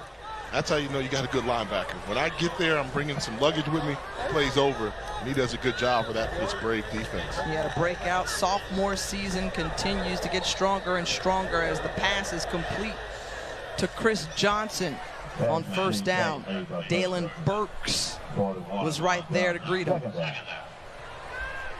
This is the type of drive that you need to have if you're Prairie View. They don't like this, you know, running the ball, throwing short. They like big plays, but I think this is what they're going to have to make the adjustment and have the patience to drive the ball down the field. And Tucker is so slippery. He was just tripped up across midfield, and Tucker just weaved his way up the middle. Yeah, he's good. I mean, it's not a surprise. At one point in the season last year, he was leading the nation in yards per carry. And he was averaging over 6.5 yards per carry around the midway point of the season. Give him a little bit of daylight, and he can hurt you. They hand it off once more to Tucker, makes a couple of defenders miss, and Tucker still on the feet, loses the football, and Colby Lewis was right there to recover it. His left guard says, I got your back, man, I got your back. But like I said about when you see Tucker, I mean, this every time he carries the football, you just think something special can happen. And towards the end, helmet came off and hit the ball on the ground, and fortunate that Colby Lewis was there. Caleb Broach gives Tucker a spell in the backfield, 1st and 10. And Morton with plenty of time surveying the field and throws it right into the hand of Quinterio Cole, his 2nd interception of the game. Well, just like that, the momentum shifts right back over to the Braves after a good solid drive being put together to open the half for the Panthers. That's what we talk about, the patience. It wasn't there, just throw the ball away, but this is not a patient offense. They rely on the big play. We give them credit for being patient on that drive, and then right here just decides to force a throw. Nobody around, poor decision by Jalen Morton, and it cost his team an opportunity to get in the red zone. I mean, just throw the ball away. Okay, they got you. They had a better defense call than the play selection you had. Throw the ball away, live to fight another day, but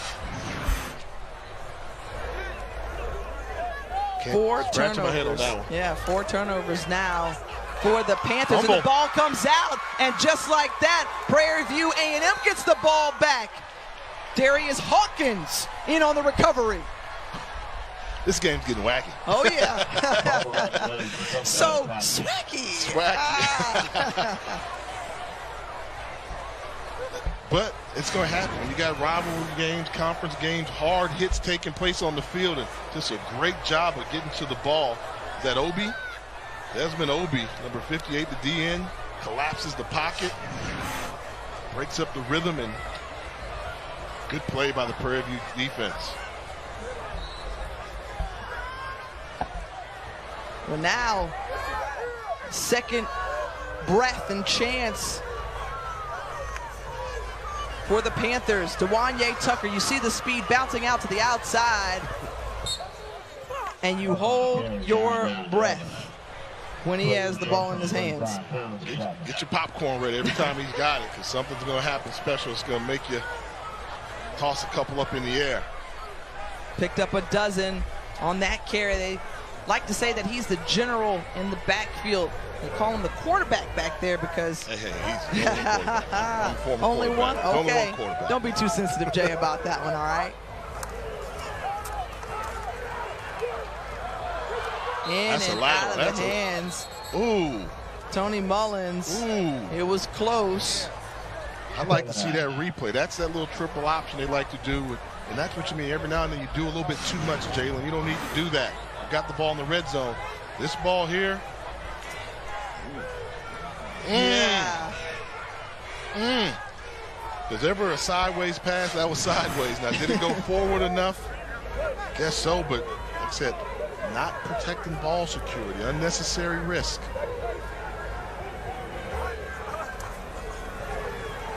Tough snap to handle, and Morton just has to eat that one. Several purple jerseys met him right there. Jaron Jackson was a part of the group. And this is a case where you want to go to Tristan Wallace, number 11, but they've been double teaming Tristan Wallace. He hasn't had single coverage all night. They always have a safety over him high, a cornerback underneath. So now I like what they're doing. They're changing the formation, go with a bunt formation, and putting Tristan Wallace in the front of the formation. Number 11 at the top of your screen. Instead, they decide to check down. Jordan Jones with the spin move. The tight end finds his way! Oh, the former running back in high school, Grambling transfer, made up for that drop ball he had earlier, showing that the big fella still has running back moves. This is like a swing pass out of the backfield. Nice shake for the big fella. Poor tackling, he gets in. Well, he is taking a page out of the book maybe of Dewanye Tucker with those dancing feet, spin move, and finds his way into the end zone. 13 yards, and they're going for 2 here. As the Panthers see the play whistle dead. It's the offense. 5-yard penalty, replay. Down. After the penalty, yeah. You can't do that. You've got a card that tells you when you're going for 2 or not. So you can't get caught up in the emotion and say, okay, I'm going to delay or whatever. Now you cost your team 5 more yards. Chances go down a lot that you won't pick up this 2-point conversion. Morton has plenty of space. He's a big guy. Does it get in? Yes! Be quiet, Jay Walker, because we're going to get it. They convert for 2 points and now take a lead of 3. Boy, that was a lot going on there. First, the fumble. Then, the scoring drive. Jordan Jones says, show me what you got. I got a little juice in me.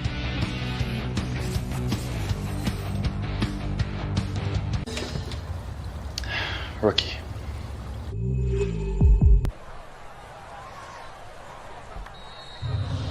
Took 4 plays in 1 minute and 24 seconds for Prairie View A&M to grab the lead back.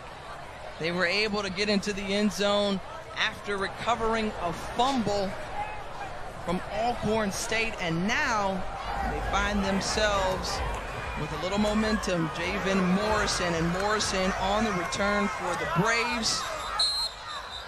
And he's brought down just across the 20-yard line. Well, Extra Yard for Teachers Week is an annual celebration led by the College Football Playoff Foundation that honors great teachers across the country. To learn more about Extra Yard for Teachers, follow at CFP Extra Yard or search the hashtag Extra Yard Week. When you go back to your college days, Jay, is there a professor that stands out for you that really helped to make a difference for you? Professor-wise, yeah, I'm going to go with Dr. Wright, political science professor there at Howard University. Didn't care if I played football at all. So I respect that. Lessons I learned from him in political science helped me with life lessons. How about you down there on the set? Yeah. Kenneth Jones was our professor at the School of Journalism and Graphic Communication. He knows going to J School. Shout out, FAMU's J School. But he was just terrific because he always pushed me and challenged me, and I felt like he gave me all the tools that I needed for a newsroom situation. That's where I started out in local news. How about this Prairie View A&M defense? Because I got to give them a shout out because I was so hard on them in the first quarter. But since then, they're taking it to Alcorn. And look, Story Jackson is back at linebacker for the Panthers. Remember, we saw him go down in the first quarter. That's a big addition for the Panthers to see him return to the field. And they like his length, 6'3", 225 pounds, plays that linebacker position, weak side, got some cover skills, and one of the 7 transfers on this roster, junior college transfer, who they expect big things from this season. 3rd and 6, and just batting the ball away and getting there. Good defense from Jalen Harris. And Harris, who transferred from UTEP. So they transfer all over the roster, but you see that they're making him throw the ball downfield, and in that case there, Harper chose to throw the wide side curl route, giving the defensive back Harris an opportunity and time to break on the ball, get the pass breakup.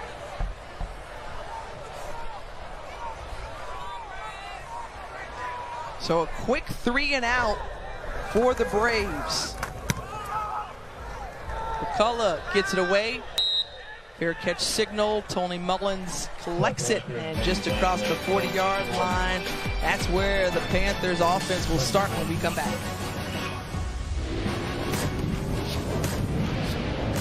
ESPN, home of the college football playoff.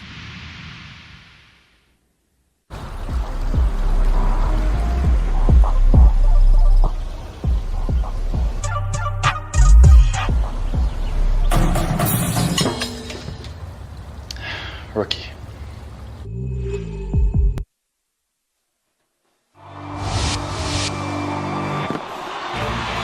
Bounce it to the outside, and he finds the end zone. Waller right up the middle. Deshaun Waller, he's got the Jets on. Oh, baby. Noah Johnson finds his way for the score. Alcorn State. They're going to take home their 16th SWAC title. Back here in the action picks up Jalen Morton on the first down carry as Prairie View A&M with a 3-point lead. And you flash back to 2018, and it was a great season for the Braves. But Prairie View A&M is feeling like they're in position to maybe take that top spot in the SWAC. Well, the SWAC West for years had always been the more competitive portion of it, and that was nothing Prairie View can control. That's where Grambling and Southern hang out. But Prairie View knocked off Grambling last year, couldn't knock off Southern. Can they do it? And this would be a huge step in the right direction if they can beat Alcorn. Dewanye Tucker, patient running. You see him. Oh, man, look at Dewanye Tucker continue to go. Edge of your seat runner. Yeah. Certain guys that just have that special knack to make it happen. Watch the explosion. Got small, one cut, and the run's not over. Keep his balance, keep going, pick up some extra yardage. Dewanye Tucker proving to America why he's so special. I'll tell you, last year we saw him in the first game of the season, and he had a jaw-dropping performance. We were like, okay, wait a minute. Who is this? Dewanye Tucker. And you know what I like about him, and the coaches say of him, he's just as determined to get his education and that degree as he is on the football field, and you see that continuing to move forward is Jalen Morton. Yeah. Watch him block for his quarterback. Yeah. Did you see him act as a lead blocker going against Solomon Muhammad? I mean, you're going to see Tucker right here. Watch him meet him in the hole. He's not running from contact. Look, get around that edge. Get up in the shoulder. That's what you want. And Tucker on the carry. Oh, man, he just continues to bounce around. Anybody watching, Dewanye Tucker is a star in the making. Keep him in there. Why are you taking him out? You know, you start saying, I'm feeling it, coach. If I don't tap out, continue to feed me the rock. I'm just a little mad because I was having fun watching him. And then they put him on the sideline. But nearing the century mark already with 92 yards. Dewanye Tucker keeping this offense going.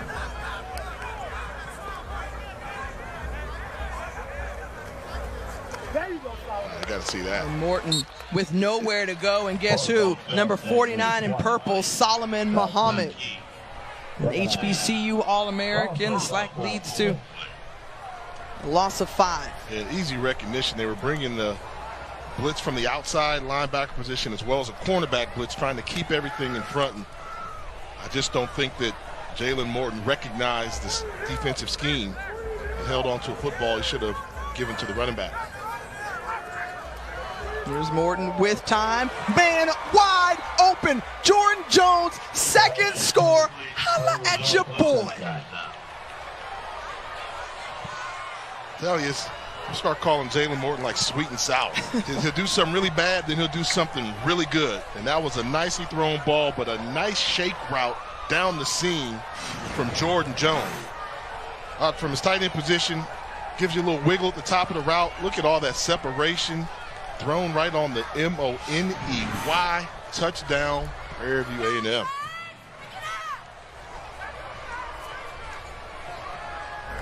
Prairie View A&M has continued to keep their foot on the gas. The visiting Panthers creating more separation. You couldn't ask for more wide open than that. Morton delivered. And then get across to the middle of the field. That was executed to perfection.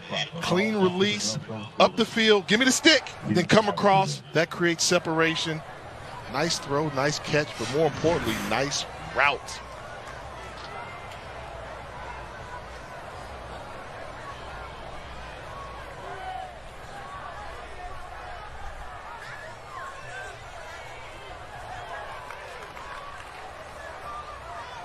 Felix Harper working back with this offense, finding his favorite target, LaCharles Pringle, and Pringle across the 50-yard line. And Pringle has been so sure-handed today, brought down by Tariq Mulmore, pickup of 26. And Pringle's done his damage in the middle of the field. He's their guy they use to attack the zone, increases, not afraid to mix it up. I'll say this, Jay. Alcorn State has been able to run the ball well at times, and we've seen a lot of Nico Duffy, but Deshaun Waller, we haven't seen as much of him as we suspected. I don't know if he's feeling okay right now, but certainly Nico Duffy has kind of been the workhorse and the main go-to back for the Braves. They flank it out to Duffy. That's defense. See, that's why I say that's the adjustment they haven't made. 3 jerseys around him. You can't ask a running back to make 3 guys coming downhill and have a good play. They're doing a good job when they stretch the ball downfield. The curl flat is there. It's a very vanilla coverage, but I just don't think that Alcorn came prepared to throw the ball downfield with their quarterback. They just thought we're going to throw everything sideline to sideline, but Prairie View A&M has made that adjustment time and time again.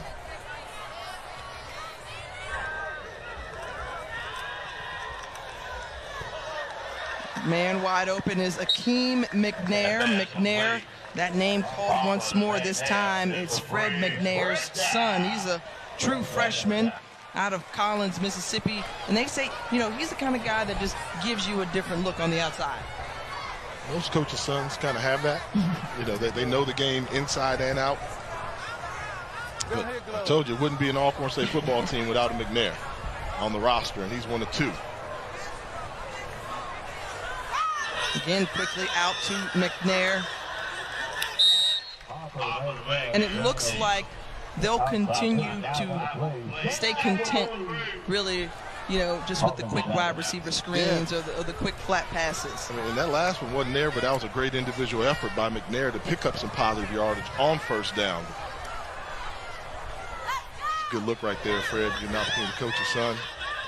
Stepping right in front of the play and almost picked off as Jalen Harris anticipated that pass, but just couldn't come down with it. I mean, jumping the route, they're sitting. So right now, Elliott Radden, the offensive coordinator for Alcorn, you have to make the adjustment. That was every indication there that I kind of know what I'm talking about. They are sitting on the short stuff, coming up attacking. When they get that type of jump on the ball, then you got to make an adjustment, go with a double move, or at least stretch the field vertically. And Waller out of pads, and not a good sign for the Braves as their star running back is done for the evening. Pringle continuing to gain yards. He was knocked out by Darius Campbell, but you go back to Waller, he's not there. They continue to move on, not miss a beat, but moving forward, how does that impact them? What a difference this could be. You're talking about Noah Johnson out and Waller out. And the two all-conference performers that play at a very high level. Penalty marker on the play as Harper targeted Tim McNair.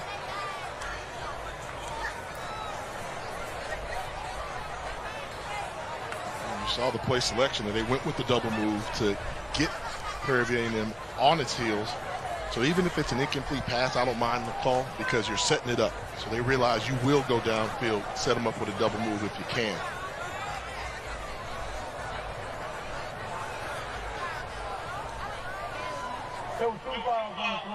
Illegal substitution against the defense.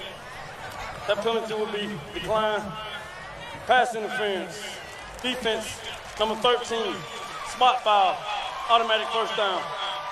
And I think you may have meant to say number 31, Logan Jackson.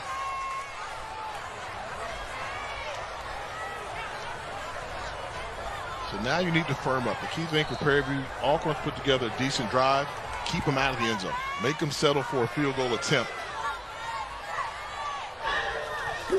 Nico Duffy with room, stretches out, loses the ball, but crosses the plane and touchdown.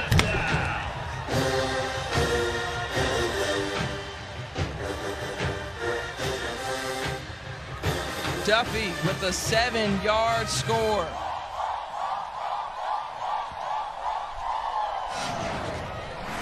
Good thing. I was curious to whether or not this ball was coming out as he was going into the end zone. Started moving a little bit. Good thing he was smart enough to recover his own. He's been close, but doesn't matter. Good job by the young freshman for the score. Alcorn State put together a good drive to answer that of Prairie View A&M. Come back with us.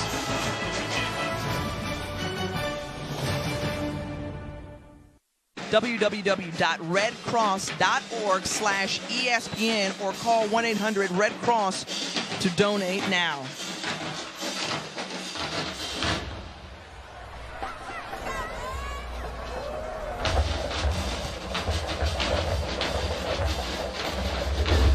Rector calling for the fair catch, and you think about just all the devastation that's happened just not only in the Bahamas, but you look to the Houston area even. They have been inundated with rain, more than 40 inches, major flooding. In fact, that even affected the drive over for Prairie View A&M in Texas. It's about 6 hours from Lorman, Mississippi, and it was tough to get out. And when we talked with Coach Dooley, he said we had to make a stop in Baton Rouge and then come over Friday morning, and they got in about 3 a.m.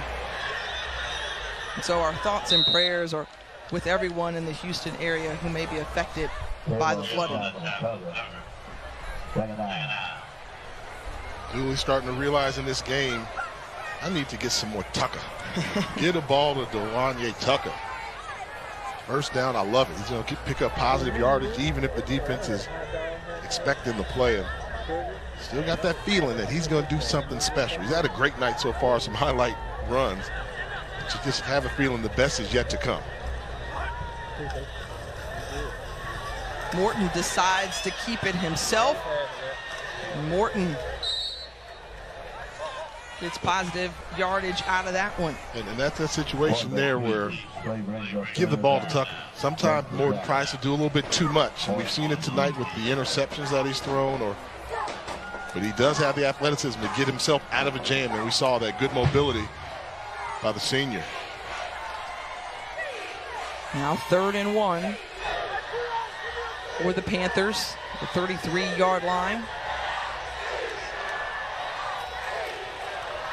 And the handoff to Caleb Broach, and Broach found a hole up the middle, and then boom, the collision with Jawan Taylor shortly thereafter. Oh, that was a hit. And that's why I tell everybody, football could be a hard-hitting game, violent game, little boring 2 or 3 yard run, but look at this, bam, sent him backwards and sideways.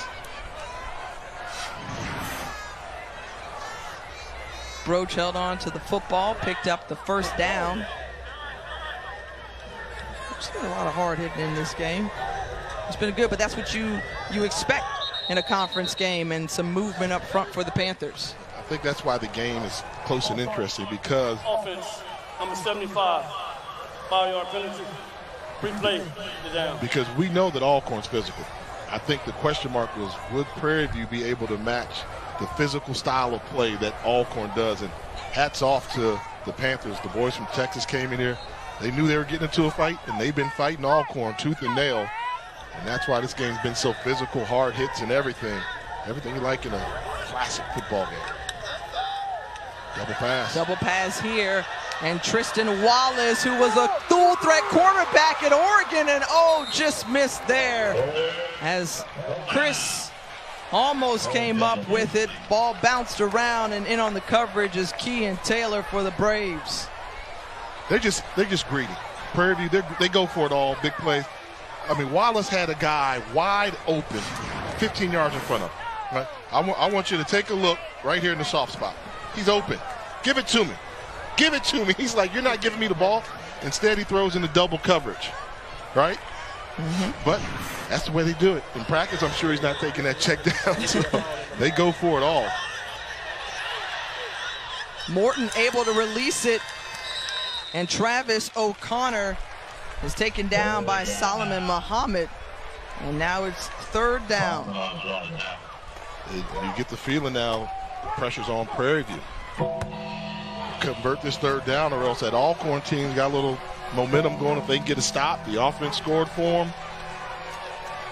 And I think an incomplete pass is not the worst thing in the world if you're Jalen Morton. You can't afford another interception or turnover.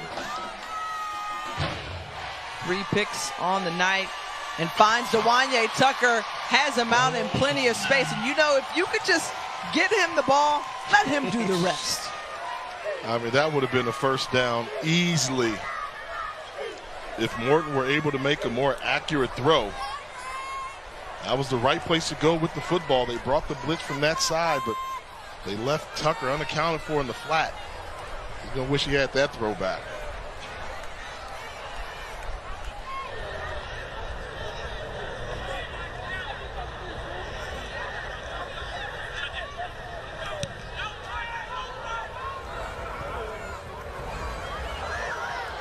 The return, and on the move is LaCharles Pringle.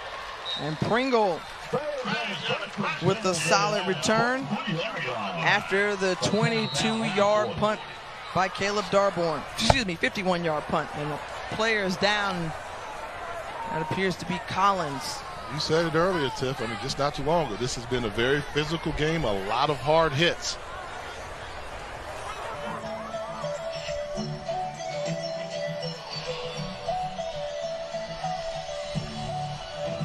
So Ronald Collins, the injured player, down, 5th-year senior out of Houston, Texas. Had a solid start to the season thus far for the Panthers. And he's really stepped up. He plays defensive line for Prairie View, and I think when he stepped up his game, started getting physical, started fighting with Alcorn, they were able to kind of neutralize the advantage Alcorn had early on the line of scrimmage.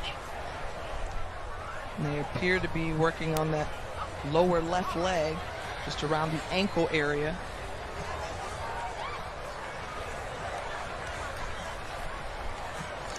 As he's helped up.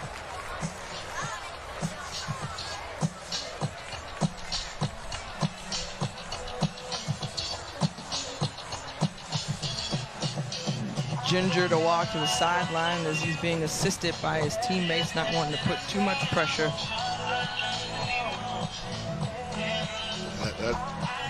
Need to keep an eye on that one. That could be a big loss if he's not able to return, but hopefully he's able to get back in this football game, help his team out. They do need his presence in that interior defensive line position.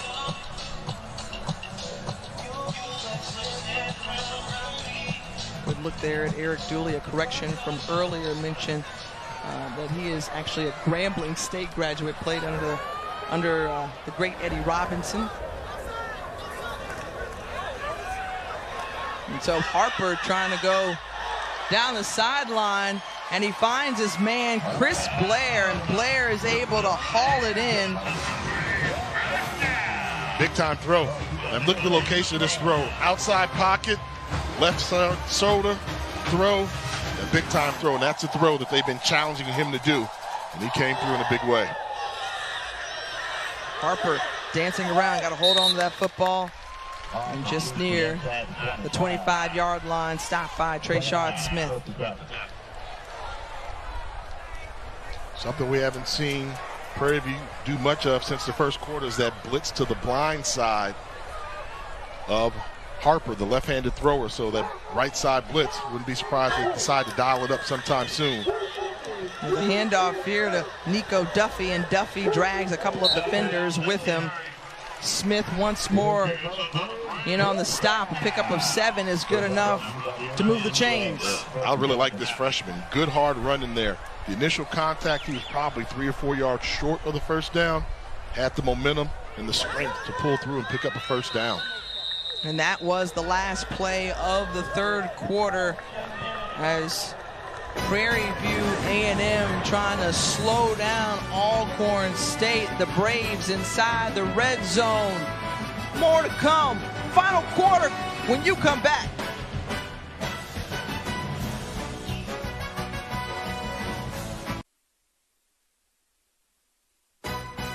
ESPN College Football is presented by McDonald's and in part by Ice Cold Dr. Pepper, the official drink of Fansville.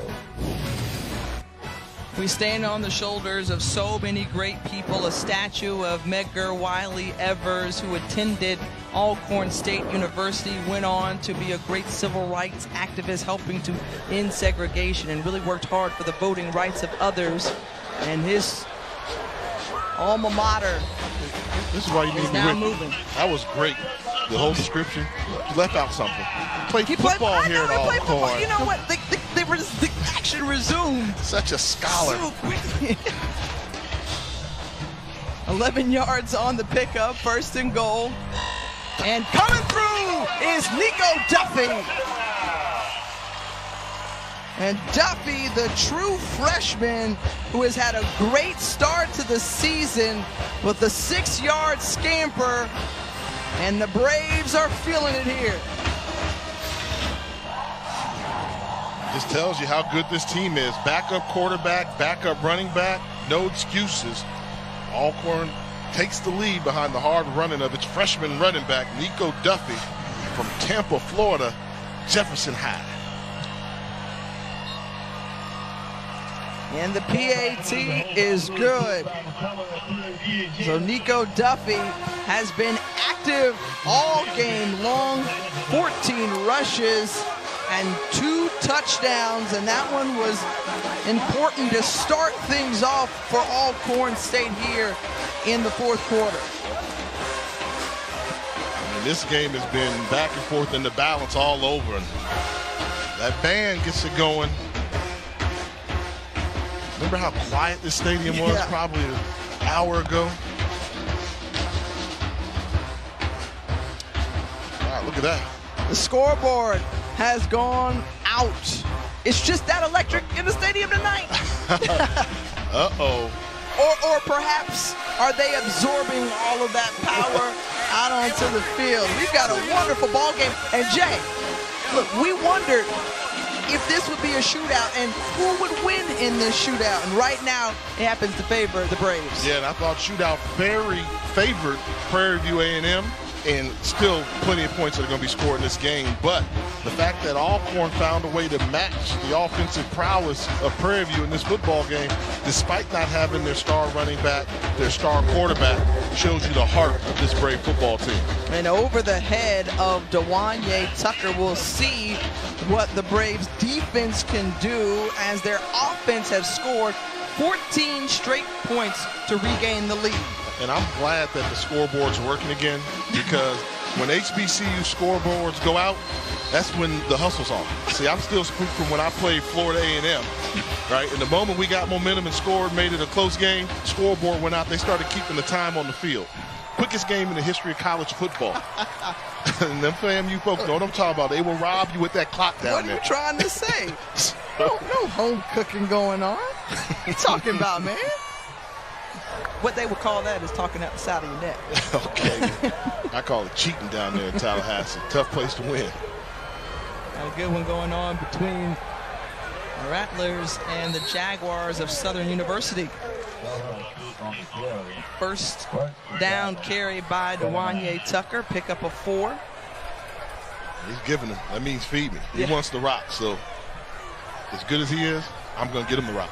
I want them to go back to that swing pass out of the backfield where Morton missed on it. I think they should give that another shot. Tucker with patience, and Tucker once more. I mean, he's just so tough to bring down. He just slides left, right, spin. You know, he's got it all. He's got it all, and I keep saying it. Reminds me a lot of Tariq Cohen. And they question whether or not Tariq Cohen could do those things in the NFL. Well, ask the Chicago Bears what a steal they got. And I believe in watching Tucker, a lot of similar things like Tariq Cohen. Morton fires. And right there to receive it is Tristan Wallace. And Wallace, who you mentioned, Jay, who's been pretty bottled up today. A lot of double coverage on him, but they want to see Wallace figure out ways to get open despite the double coverage. And anytime he gets one-on-one, he's a matchup problem. So he's getting one-on-one right now. They're going to continue to feed him. And Wallace breaks the arm tackle and continuing to run. Torrance Wilson knocked him out of bounds. So you get that one-on-one coverage, and you know he's going to force it to change, and then that's when Dewanye Tucker can hurt you. So just a quick little hitch route, shows you the athleticism, makes the catch, doesn't put the knee down, runs through the tackle with that nice frame, 6'3", 225 pounds. And now Tucker. Tucker, it's Tucker time, ladies and gentlemen.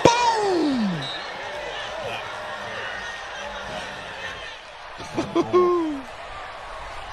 Torrance Wilson said hello. Stay right here. Don't go anywhere. And that's what you're supposed to do. When you get your hands on a little guy, you got to make it a hard tackle. So he got his hands on him, made it a hard tackle.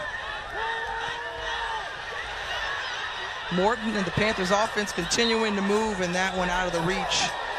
And now a penalty flag coming in at the end of the play as Chris was the intended target. Quinterio Cole, who's on the coverage, remember he's had a couple of INTs today.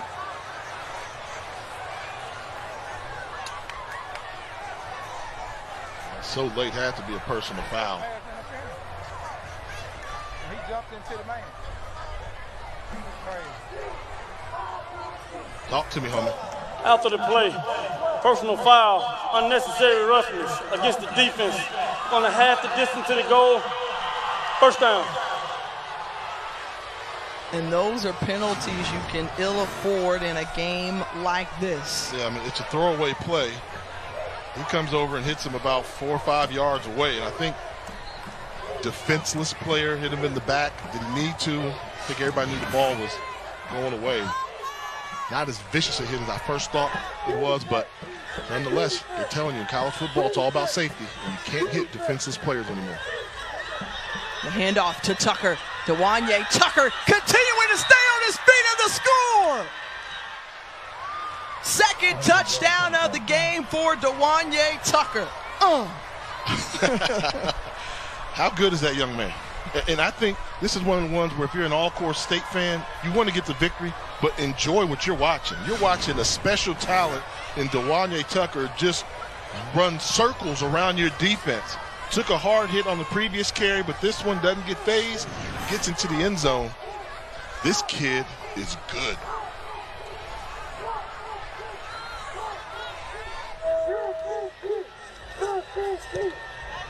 Dewanye Tucker, 19 carries, 127 yards, and 2 scores. He can do it all. It's been the Dewanye Tucker highlight reel. And great runners, they know where the end zone is. They know how to finish the run. Prairie View up by 3. Baby back ribs with steakhouse mac and cheese. That's how steak is done. Longhorn Steakhouse. You can't fake steak. Let's take a look at tonight's Bringing the Flavor presented by McDonald's.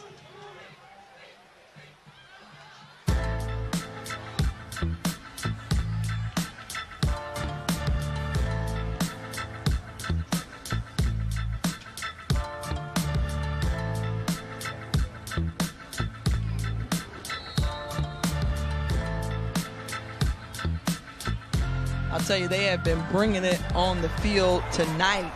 What you want to see. A heavyweight bout between two SWAC opponents.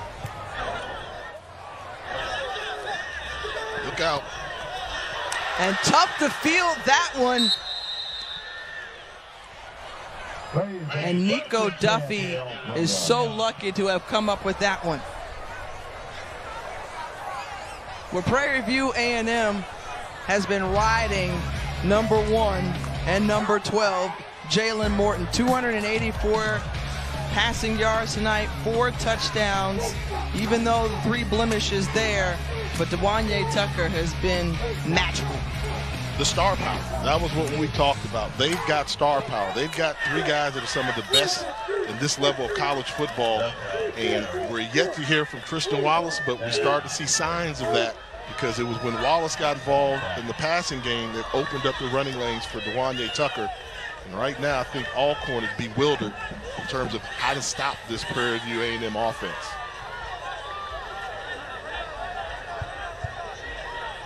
The 12-minute mark in this fourth quarter, high-scoring affair. And bringing the pressure, coming right up the middle, seemingly untouched, was Jason Dumas, but still, somehow, some way, Harper was able to get the ball out. They're saying it's an incompletion, but Jason Dumas just came there with reckless abandon. He timed the snap, and what a job of getting this ball out. I thought he was down. I'm sure they got to take a look at this. And he's in the grasp and gets that. He's a lefty. Good. Nope, not down. Not down. If he's a right-handed quarterback, that would have been the sack. But normally you'd say he was just getting rid of the ball, but he completed the pass. So that is a great play.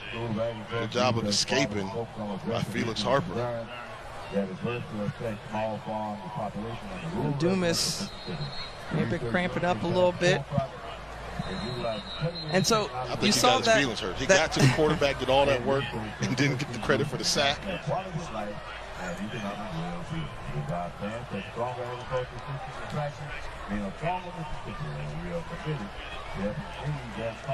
When 3rd down in pass situations, whenever Alcorn has gone to a trips formation, it's given Prairie View trouble. Their zone alignment's not there, the communication. I wouldn't come out in this 2-by-2 formation. I'd motion the guy, get trips. Harper going for Blair, and Blair just overthrows his target, and they throw a late flag. That's Darius not a catchable Hawkins ball. was on the coverage. That's got to be an uncatchable ball. Now, if you want to call holding, okay. But was it pass interference? I just didn't see that. If this is pass interference, that is a bailout call. Pass interference. Defense, number 32. 15-yard penalty. Automatic first down. Show me something. The defensive back's not really arguing his case too much. I mean, look at how far that ball is thrown. He's just riding them. Yeah. You're allowed to ride him. About 4 or 5 yards over his head. Yeah. That's a tough one. That's a tough call there. Now, if this was NFL, this would be challenging that, challenging the pass interference call. Prairie View takes a timeout, but right now they have the defending SWAC champions on the ropes at home here in Lorman, Mississippi, and the Braves trying to start off conference play with a W. And let's not forget this. The SWAC championship game will be played at whoever has the best record in conference play. So every game counts. You know, you don't want to settle for winning the western part of the division or the eastern part. You want to have the best record overall so you can host the SWAC championship. And I believe this game may have something to say about where that game could be hosted. Man, that was a huge, I feel for him. I mean, that was third down. Yeah. And you call pass interference on a bailout call, questionable if the ball was even catchable, and then even more questionable whether or not it was PI. Tough break.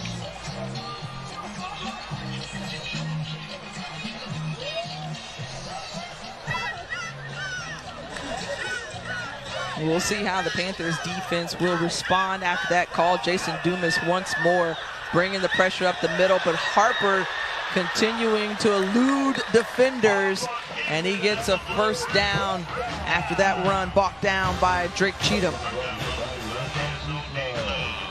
Good for 13.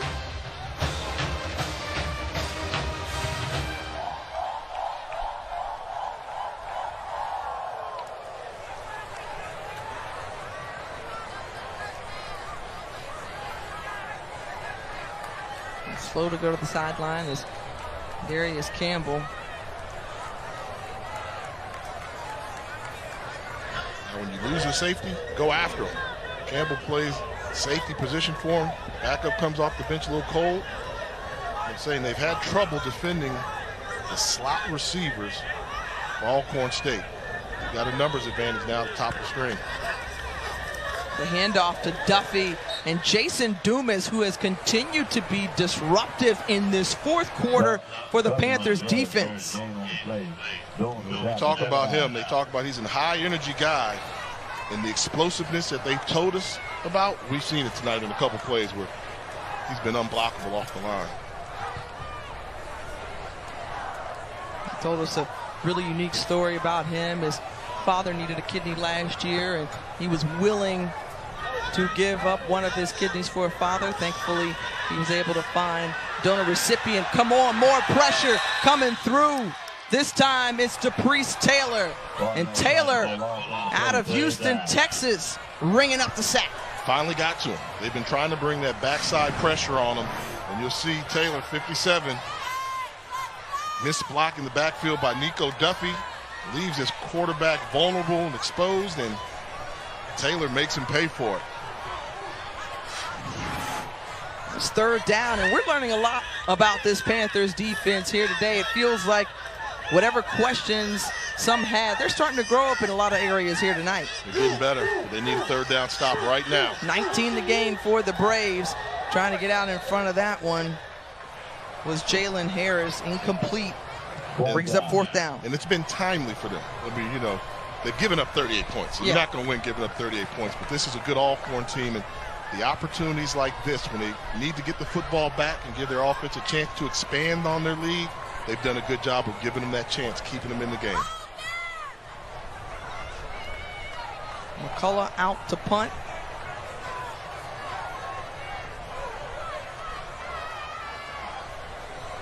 And Mullins awaits on the other side. And some movement, flag on the field, and that'll push back Alcorn State 5. Offense, number 58. 5-yard penalty. It's fourth down.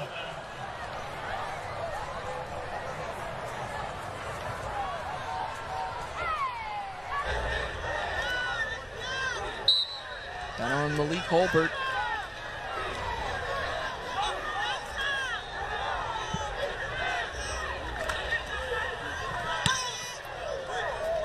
This one gets away, and Mullins bobbles it, juggles it, but holds on to it. 41-38, Prairie View A&M.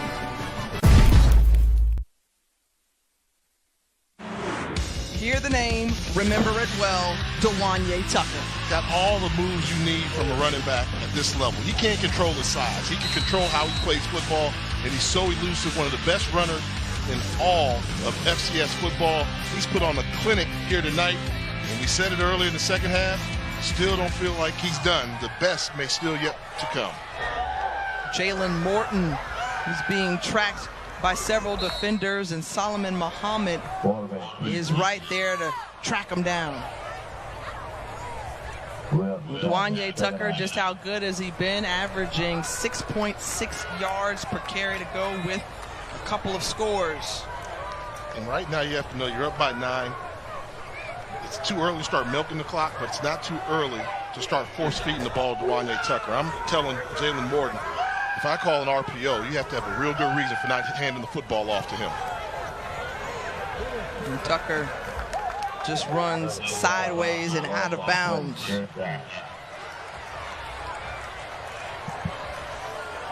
So if you're Prairie View A&M, you want to keep that clock moving, but more importantly, you want to go forward in the process, and there was just nowhere to go for Tucker as the Braves defense played that well. Try to find one-on-one matchup with Tristan Wallace at the top of your screen. See, that's their first look. So right now, it looks like he could have it. Go to him. There you go. He was eyeing him down the entire time, and Morton finds Wallace. Sometimes being a quarterback, you can overcomplicate things, but the way you make it easy is, okay, I'm going to break the huddle, and if you've got one-on-one with my best receiver, I'm going to go there. I'm not going to worry about reading the other keys. I'm going there. Good job by Jalen Morton, realizing he had the one-on-one matchup he desired. Now look at the change. You see the second guy? Then they bracket him up top. Holding on to it and hiding the football well was Morton, finds Tony Mullins, and Mullins just steps out of bounds near the 42-yard line. As Tony Mullins is one of those guys, leading receiver from the slot coming into today's game, and he's really given them an unexpected boost this season. He has, you can get something to go along with the quarterback. They needed that complementary piece to Tristan Wallace, because you see the double coverage that Wallace commands, and Mullins has been that secondary receiver that's been a little pleasant surprise for him. Morton with the toss out to Tucker, and Tucker makes one defender miss, another, and then he's wrapped up by Quinterio Cole. That's body control. And it was a 2 or 3 yard run. But how exciting was it? I mean, he showed you the speed to the outside, made somebody miss, cut forward, got the first down. Good little football player.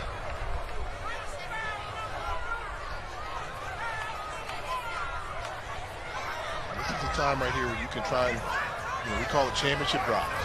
If they can score right now on this drive, don't have to score in a hurry, then they can really put a lot of pressure on Alcorn and go a long way towards clinching this victory here on the road.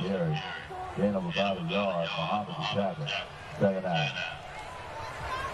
Tucker will trot to the sideline. We've seen a good exchange back and forth as Caleb Roach has come in and carried some of the load with Tucker. Different play selection. When Roach is in there, it's more the straight ahead. They don't really run off tackle too much. 2nd and 9, man in motion.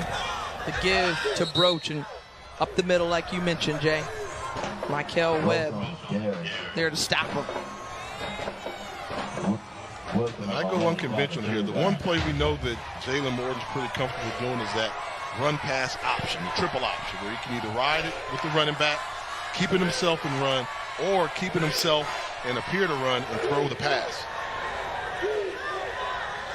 There's always something brewing in the mind of Eric Dooley. We'll see what he comes up with here at 3rd and 5.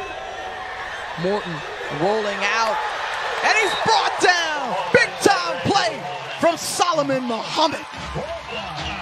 The senior out of Birmingham, Alabama, coming up with a big-time stop on 3rd and 5. What you have to do here, you got to get rid of it. You have to get rid of it. When they get a beat on you, get rid of the football.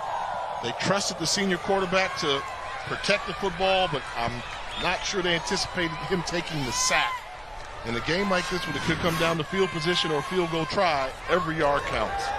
One of the best defenders in the SWAC.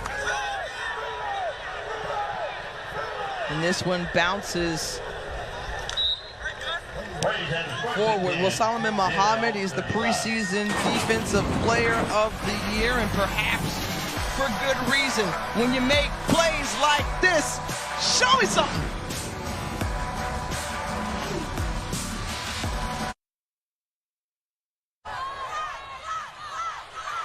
Back here in Lorman, Mississippi, Nico Duffy on the first down carry for the Braves. Just about a yard to gain to pick up the first down. And Duffy is stood up. I think it's forward progress. We'll give him that first down. Jason Dumas, who has been all over the place from his defensive tackle position. This is going to shape up to be an interesting finish. I mean, Prairie may have their worst nightmare. Their defense in a position to win the game late by making a stop. Alcorn, time for you to put together a nice time-consuming drive, get yourself in at least field goal position for the tie, but smelling that pressure from the backside, nowhere to go. Guess who? Number 92, Jason Dumas. Dumas has elevated his game, and we've seen him grow up and become a one-man wrecking crew, winning his one-on-one matchups, using his explosiveness to become an impact player for this Panther defense. They just have not been able to slow down Jason Dumas.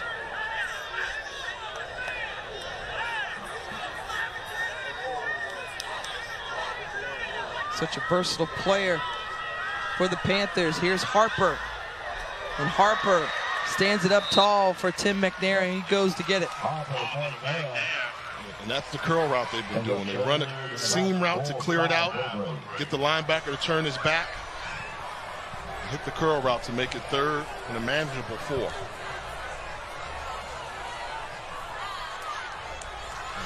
You want your quarterback right here.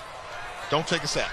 In this situation, don't take a sack. If it's an incomplete pass, we still have the option of going for it on 4th down. But if you take a sack, you take it out of your coach's hands. You need the completion first, but you absolutely cannot afford a sack. Alcorn State 4 for 11 on 3rd down, bringing pressure, but gets the ball away. And McNair once again, and a penalty marker is on the field.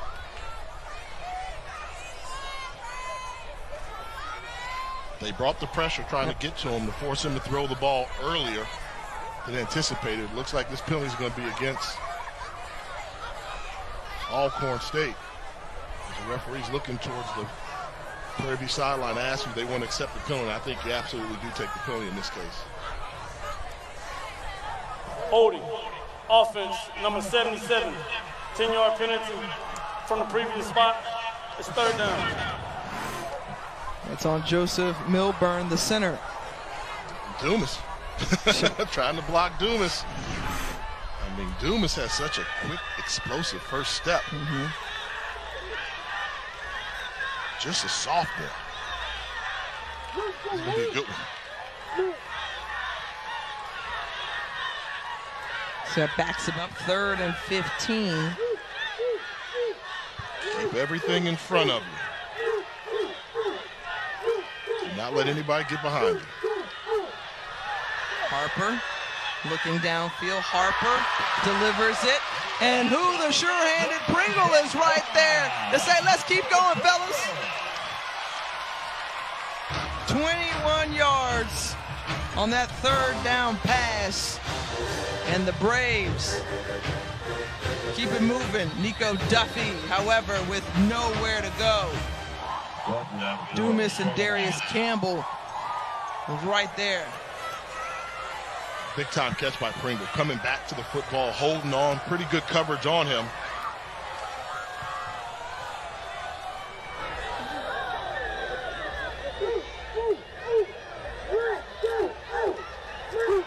2.5, just under that to go here from the reservation. Alcorn State trailing in their SWAC opener against Prairie View A&M. Chris Blair was there. He had a step on his defender, and he just tripped on his way. Right there with him was Jalen Harris. Incidental contact, just going for him. Managed to get behind him, but at first glance, it didn't seem as if there was a push. He just tripped on his trip, yeah. Just tripped.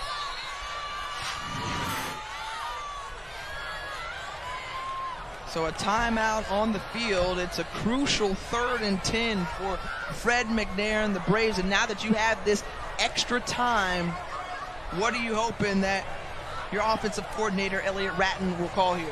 This is when you go to him and say, I don't need to pick it all up now. Right? Give me your 3rd and medium package that you had, your 3rd and 7 to 10 yards, we call it, because it's definitely 4-down territory. We'll step aside for a quick break here. Come back with us. You won't want to miss it.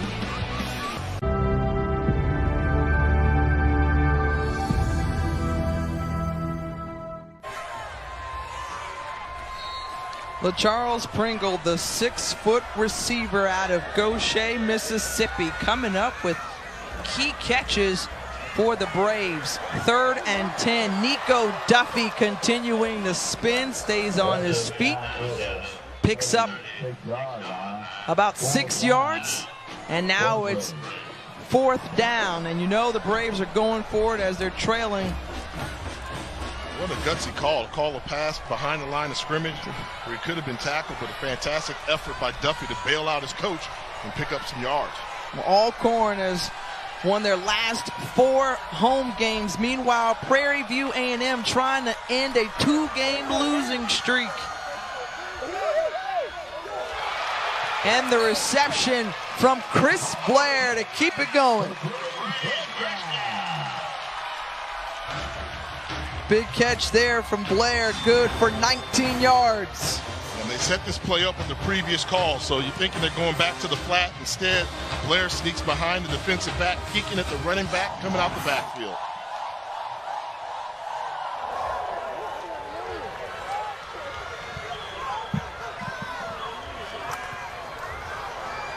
Harper hesitated, and almost right there was Logan Jackson, who was blanketing the receiver. And they brought the blitz. Defensive coordinator Henry Miller trying to get a blitz to force the Braves out of field goal range. Not able to get to the quarterback, and you've got a couple Prairie View defenders down on the ground.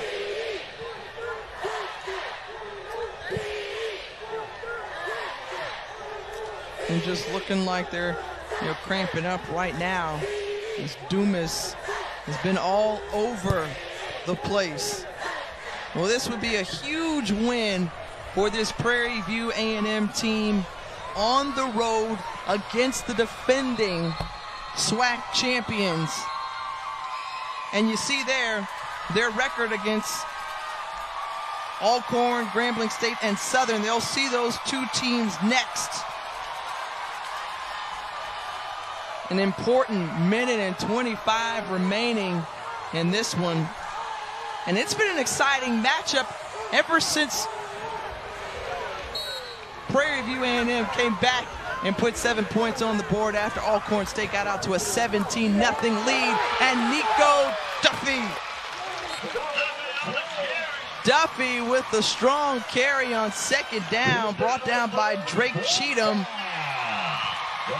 And picked up a dozen there, and it's a 1st down. In field goal range now. Now I think you take a couple shots at the end zone. Instead, they hand it off to Duffy, and Duffy once more, and he's tripped up just short of the goal line. So running downhill is Nico Duffy. They give it to him again. Dumas couldn't get him, but he's wrapped up quickly thereafter. You see the game of chess here. Who's going to blink first and call timeout? It looks like Alcorn is. So Alcorn State spends their first timeout of the second half. They've got 2 remaining. Prairie View A&M only has 1. And the timeout here allows Prairie View to get a game plan together, right? Because right now, one play is going to determine. If Alcorn doesn't get the touchdown, you have to take the field goal, you would think. So what do you do in this case? And I think Prairie View has to stack the box. You have to play man-to-man coverage across the board, do your best run blitz you have, and your defensive backs are going to have to make a play for you one-on-one because you can't afford to have your safety sit back in the end zone. Corey McCullough warming up just in case he's needed. He missed a couple of field goals against McNeese last week. I look for a little rub route if you can. By the rub, I mean have somebody run a crossing pattern, maybe a little pick play, see if you can get somebody open in the flat. Basically, you're looking for is your best 2-point conversion play that you have. 3rd and 1. Keep an eye on number 82. He's been their go-to guy with Charles Pringle in obvious pass situations when they needed a big play.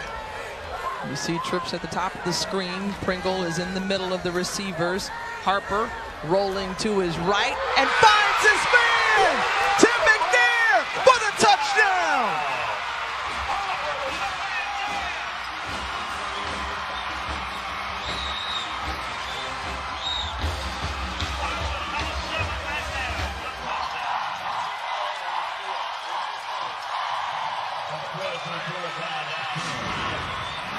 The left-handed quarterback, they roll him to the right.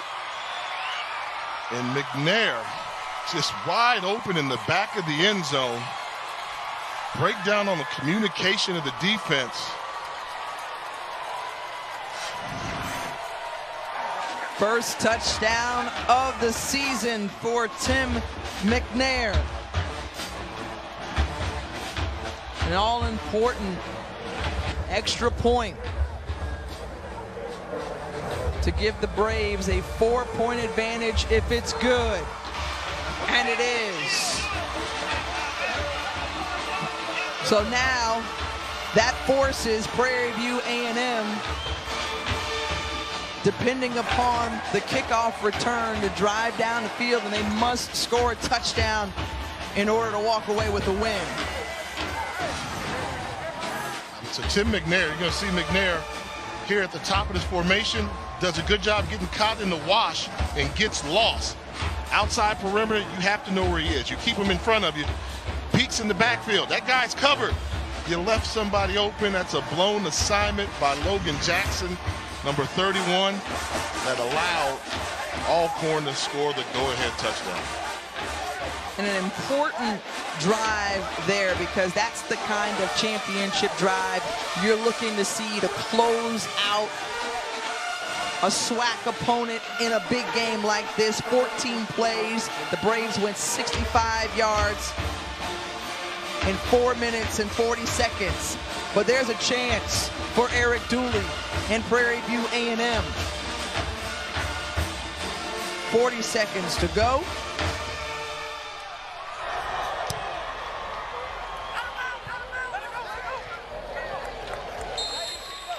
And the touchback.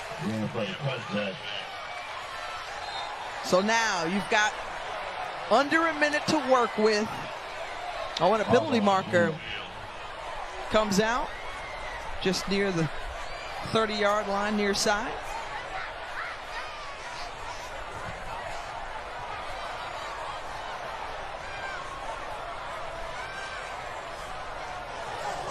After the play, unsportsmanlike conduct against the kicking team, number 35.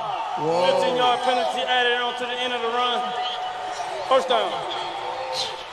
That goes against Nichelle Herron, and that is a costly penalty for the Braves. They're going to get the ball on the 40-yard line. That ball went out of the end zone, so they would have gotten it on the 25. Now they're going to get it on the 40. And with Morton's arm strength, he could conceivably do a couple throws into the end zone on the Hail Mary, worst case scenario. And you've got to think he's going to be looking for number 11, Tristan Wallace. There he goes on the outside. Gets out of bounds and near the first down marker.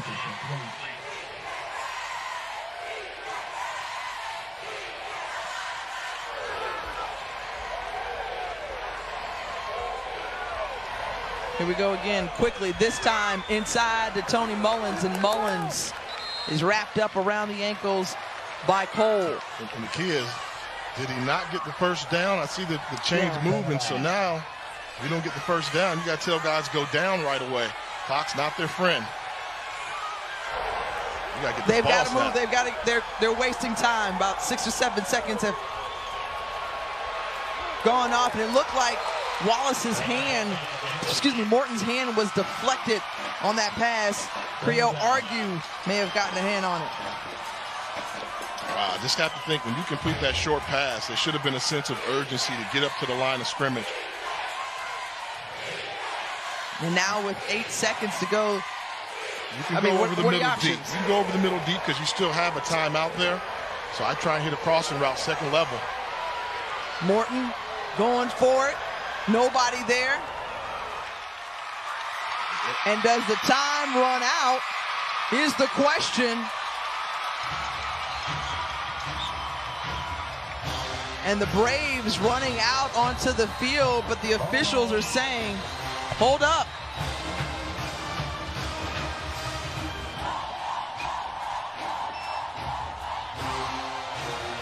Some confusion. I thought there may have been 1 second to go. There should be 2 seconds left on the game clock. 2 seconds. So Prairie View A&M has one more chance with 2 seconds to go. Let's see how it runs off here. Yeah, I mean, very fortunate. That ball hits, out of play. Yep.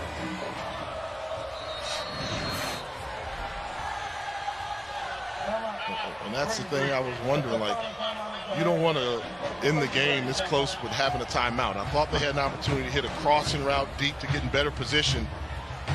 A little surprised at the lack of productivity on this drive here, given the situation and the circumstance. Fred McNair, you think he's proud of his team? I mean, Waller out, Noah Johnson, the quarterback, out, and to put up 45 points, be in a position of walking away with a victory here at home. It would be their first conference win of the season if they can hold on here.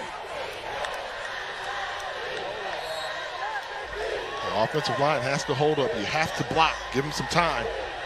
Cole coming off the edge and dropped, and that does it. And Alcorn State holds on, proving they are still the team to beat in the SWAC.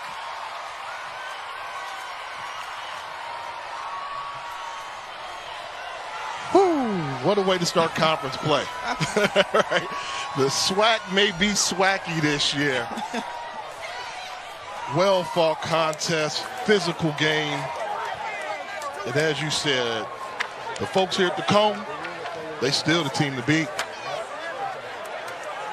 And you just have a feeling this could be a rematch. Yeah. You could very well see these two teams playing for the SWAC championship, and I would definitely come see it. It's